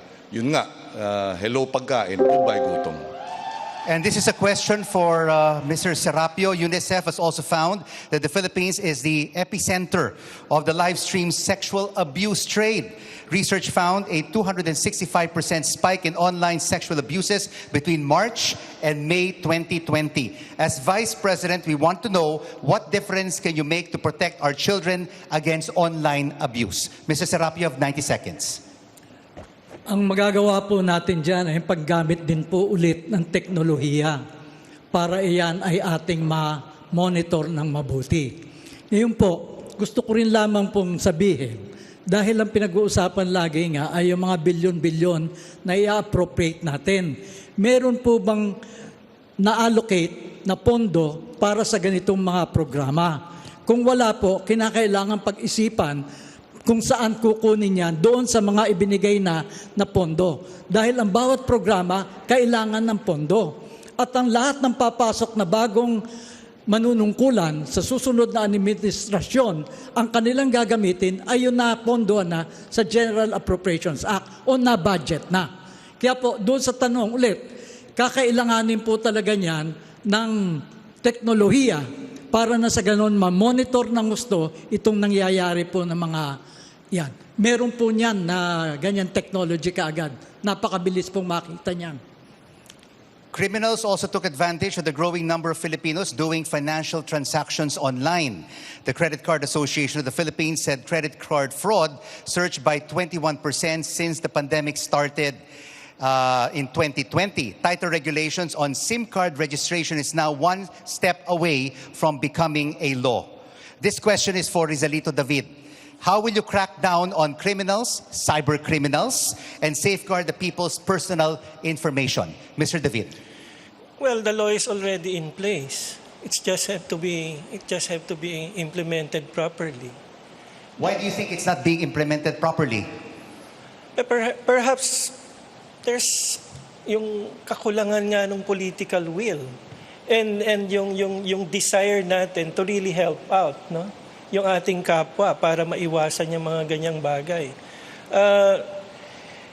Wala na akong ibang maisasagot doon dahil nandiyan na yung batas Nasa executive department na lang yan kung paano nila gagawin. Ano?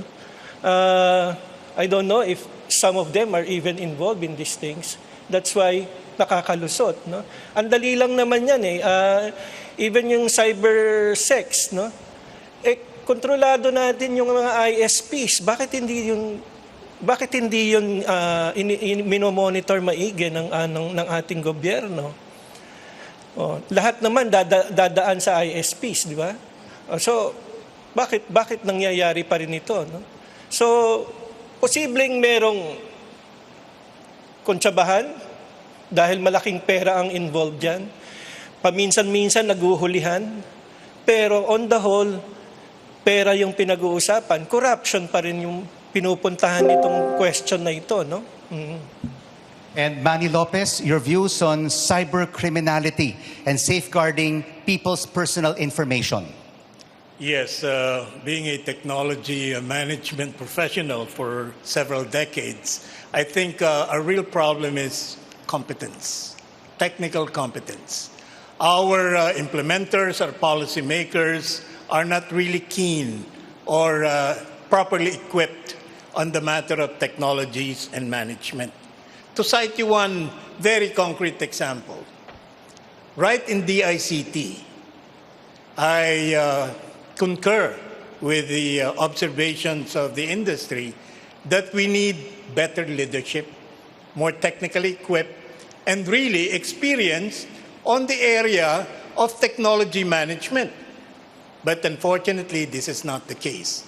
And so cybercrime is proliferating in the same manner that financial technologies is increasing As a matter of fact, the application of financial technologies has been embraced because of the circumstances that we were in during the time of pandemic. And so accordingly, there was a corresponding increase in cybercrime because of the lack of proper guidelines, the lack of proper monitoring, and it bottoms down on the lack of competence. Ayusin po natin yan because the future is in information technology.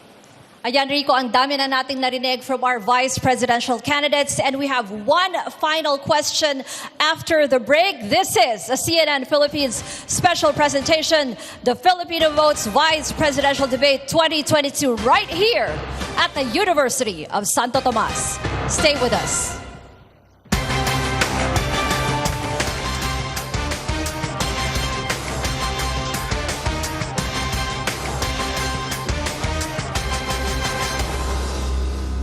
You are joining us live at the Quadricentennial Pavilion at the University of Santo Tomas. And we have one question left for our candidates, which will serve as our closing statement in this CNN Philippines Vice Presidential Debate. I'm Rico Hizon. And I'm Ruth Cabal, and here is our final question, which will serve as your closing statement. The Constitution states that in case of death, permanent disability, or resignation of the President of the Philippines, the Vice President shall act as Chief Executive. Question: candidates, are you ready to assume the presidency should an emergency happen? And what would that leadership look like? We start the question with Senator Soto kasi kanina nung intro we started with Congressman Bello. Go ahead, sir. Thank you. I have built consensus with 23 republics as President of the Senate for almost 4 years. We believe in our competence, experience, and I think we will be guided well, not only by the good Lord, but of course the experience that we've built within 30 years. Meron po kaming qualities na pinag-uusapan ni Senator Lacson na dala-dala namin dito sa eleksyon na ito. 3 K. Katapatan, kakayahan, katapangan. With this, I believe we will lead by example. Thank you. Carlos Serapio, it's your turn. By God's grace, I submit that I will be ready to assume the presidency should the occasion arise. I have thought a lot about presenting myself as a candidate in this coming election. I discerned, I reflected, I prayed. And I came to the conclusion that the 50 years of experience that I had been blessed to be part of the advocacy work of the just ordering of society will serve me in good stead. Should, again, I will be called to perform the duties of President. One can only do so with strength and courage if he depends on the source of all power. And that to me is the spirit of reason and the source of all reason, the source of all life, and that is God. So again, with the blessing of God, I think I am ready, willing, and able to be president of this country. Amen. Senator Kiko Pangilinan. Nung tinanggap ko yung hiling ng ating Vice President na si Lenny na maging Vice Presidential candidate niya, ako ay napaluha at nakita ng ating mga kababayan. Ang isang dahilan ay dahil nakita ko ang mabigat na tungkulin ng isang magiging Vice President at mabigat na mga problema ng ating bansa. Tinanggap ko yun dahil alam ko kung mahirap ang aming dadaanang kampanya, mas mahirap ang naging dinadaanan ng marami nating mga kabayan na matayan, walang trabaho, ginugutom. Sa pagkakataong yon, titiyakin natin, uunahin natin yung mga nasa laylayan, yung mga mahihirap nating mga kababayan. Bata pa lang akong abogado, ako na ay nagbibigay ng libreng serbisyong legal sa ating mga kababayan. Biko nga, isang bilaong biko ang bayad sa akin ng mga manggagawa.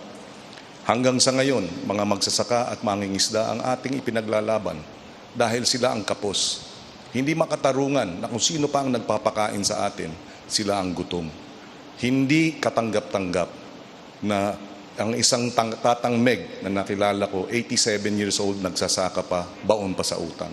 That is an injustice that is not acceptable, and that's the kind of leadership that they can rely on us and Vice President Leni Robredo. Uunahin yung mga kapos. Maraming salamat. Dr. Willie Ong, handa po ba kayong humalili bilang presidente, and what would that leadership look like? Salamat, Ruth. Ako po ay isang doktor, internist, and cardiologist. Mahirap po maging cardiologist eh.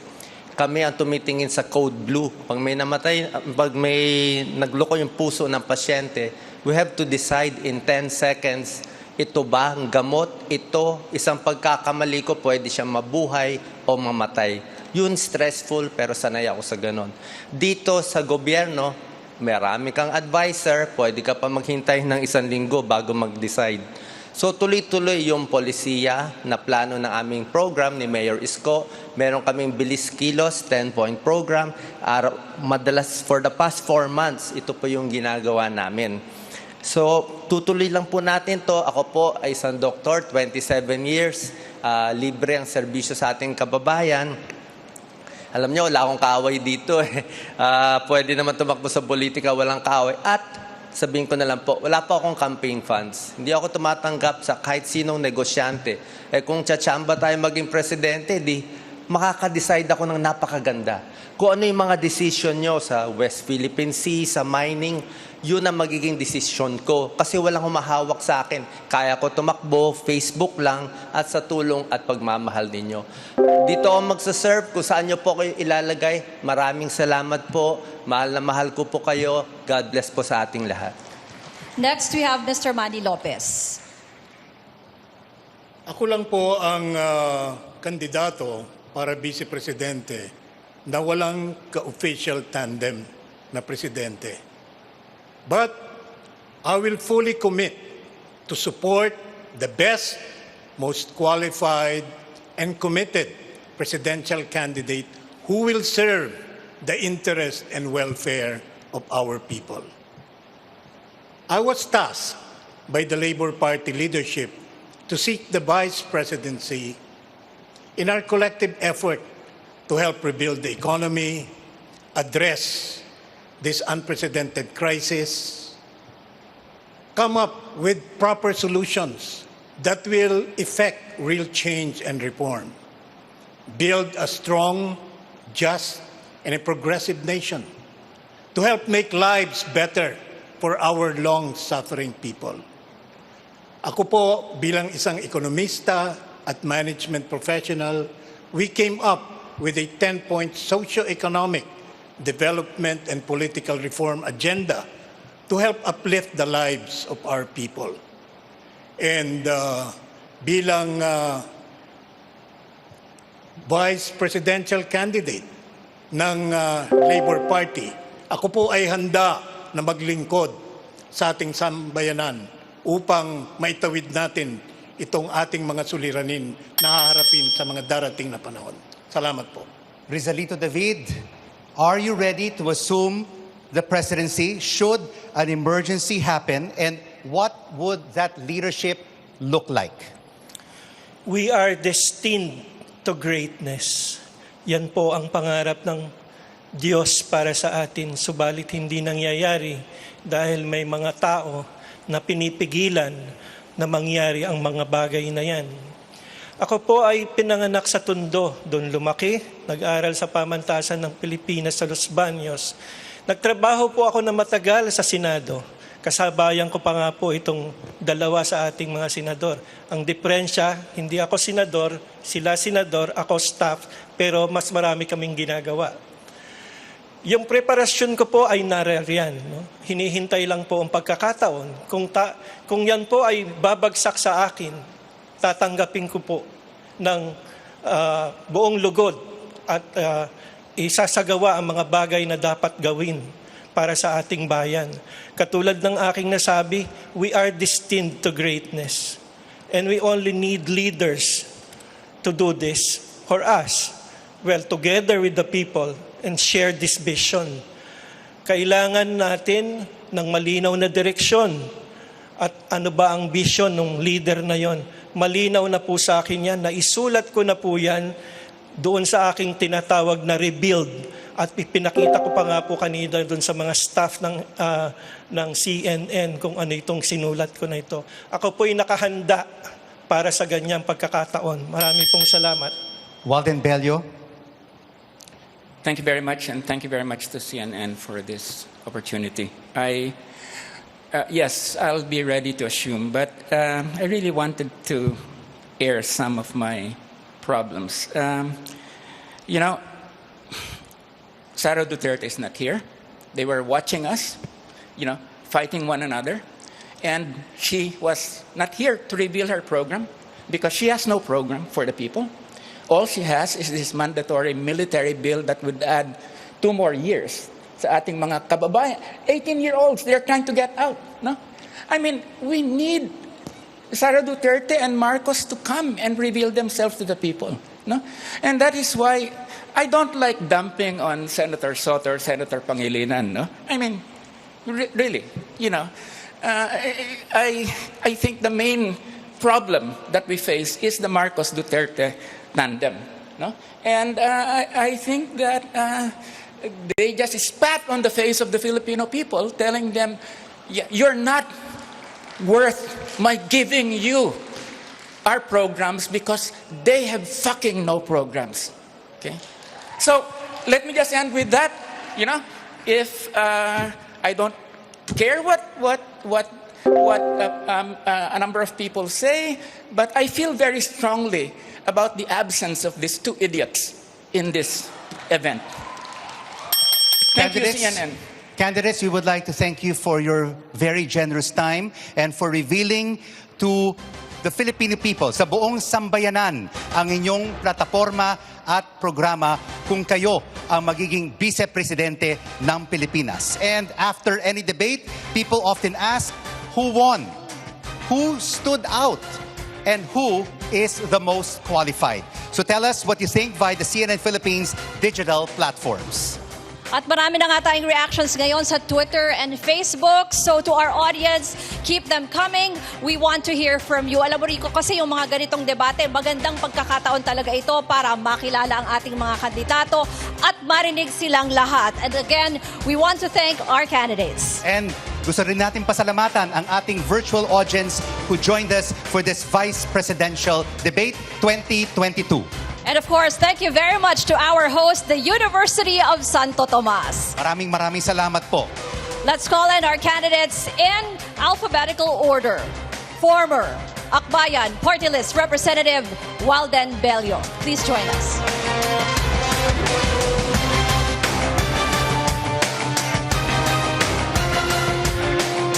Pro-life advocate Rizalito David.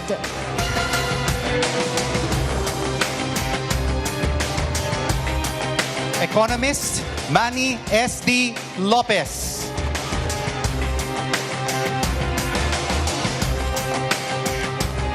Dr. Willie Ong, a cardiologist and social media personality.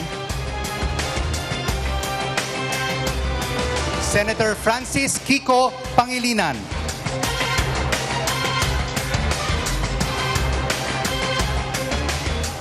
Lawyer Carlos Serapio.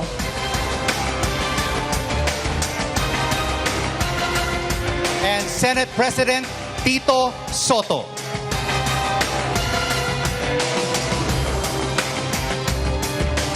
Maraming salamat po sa ating mga kandidato. Ako po si Ruth Cabal. And I am Rico Hizon. Join us again tomorrow where 9 out of the 10 presidential candidates will be here, right here on the stage at the Quadricentennial Pavilion at the University of Santo Tomas to answer your questions. 5 to 7 p.m. Thank you for watching this CNN Philippines special presentation. The Filipino Votes Vice Presidential Debate 2022.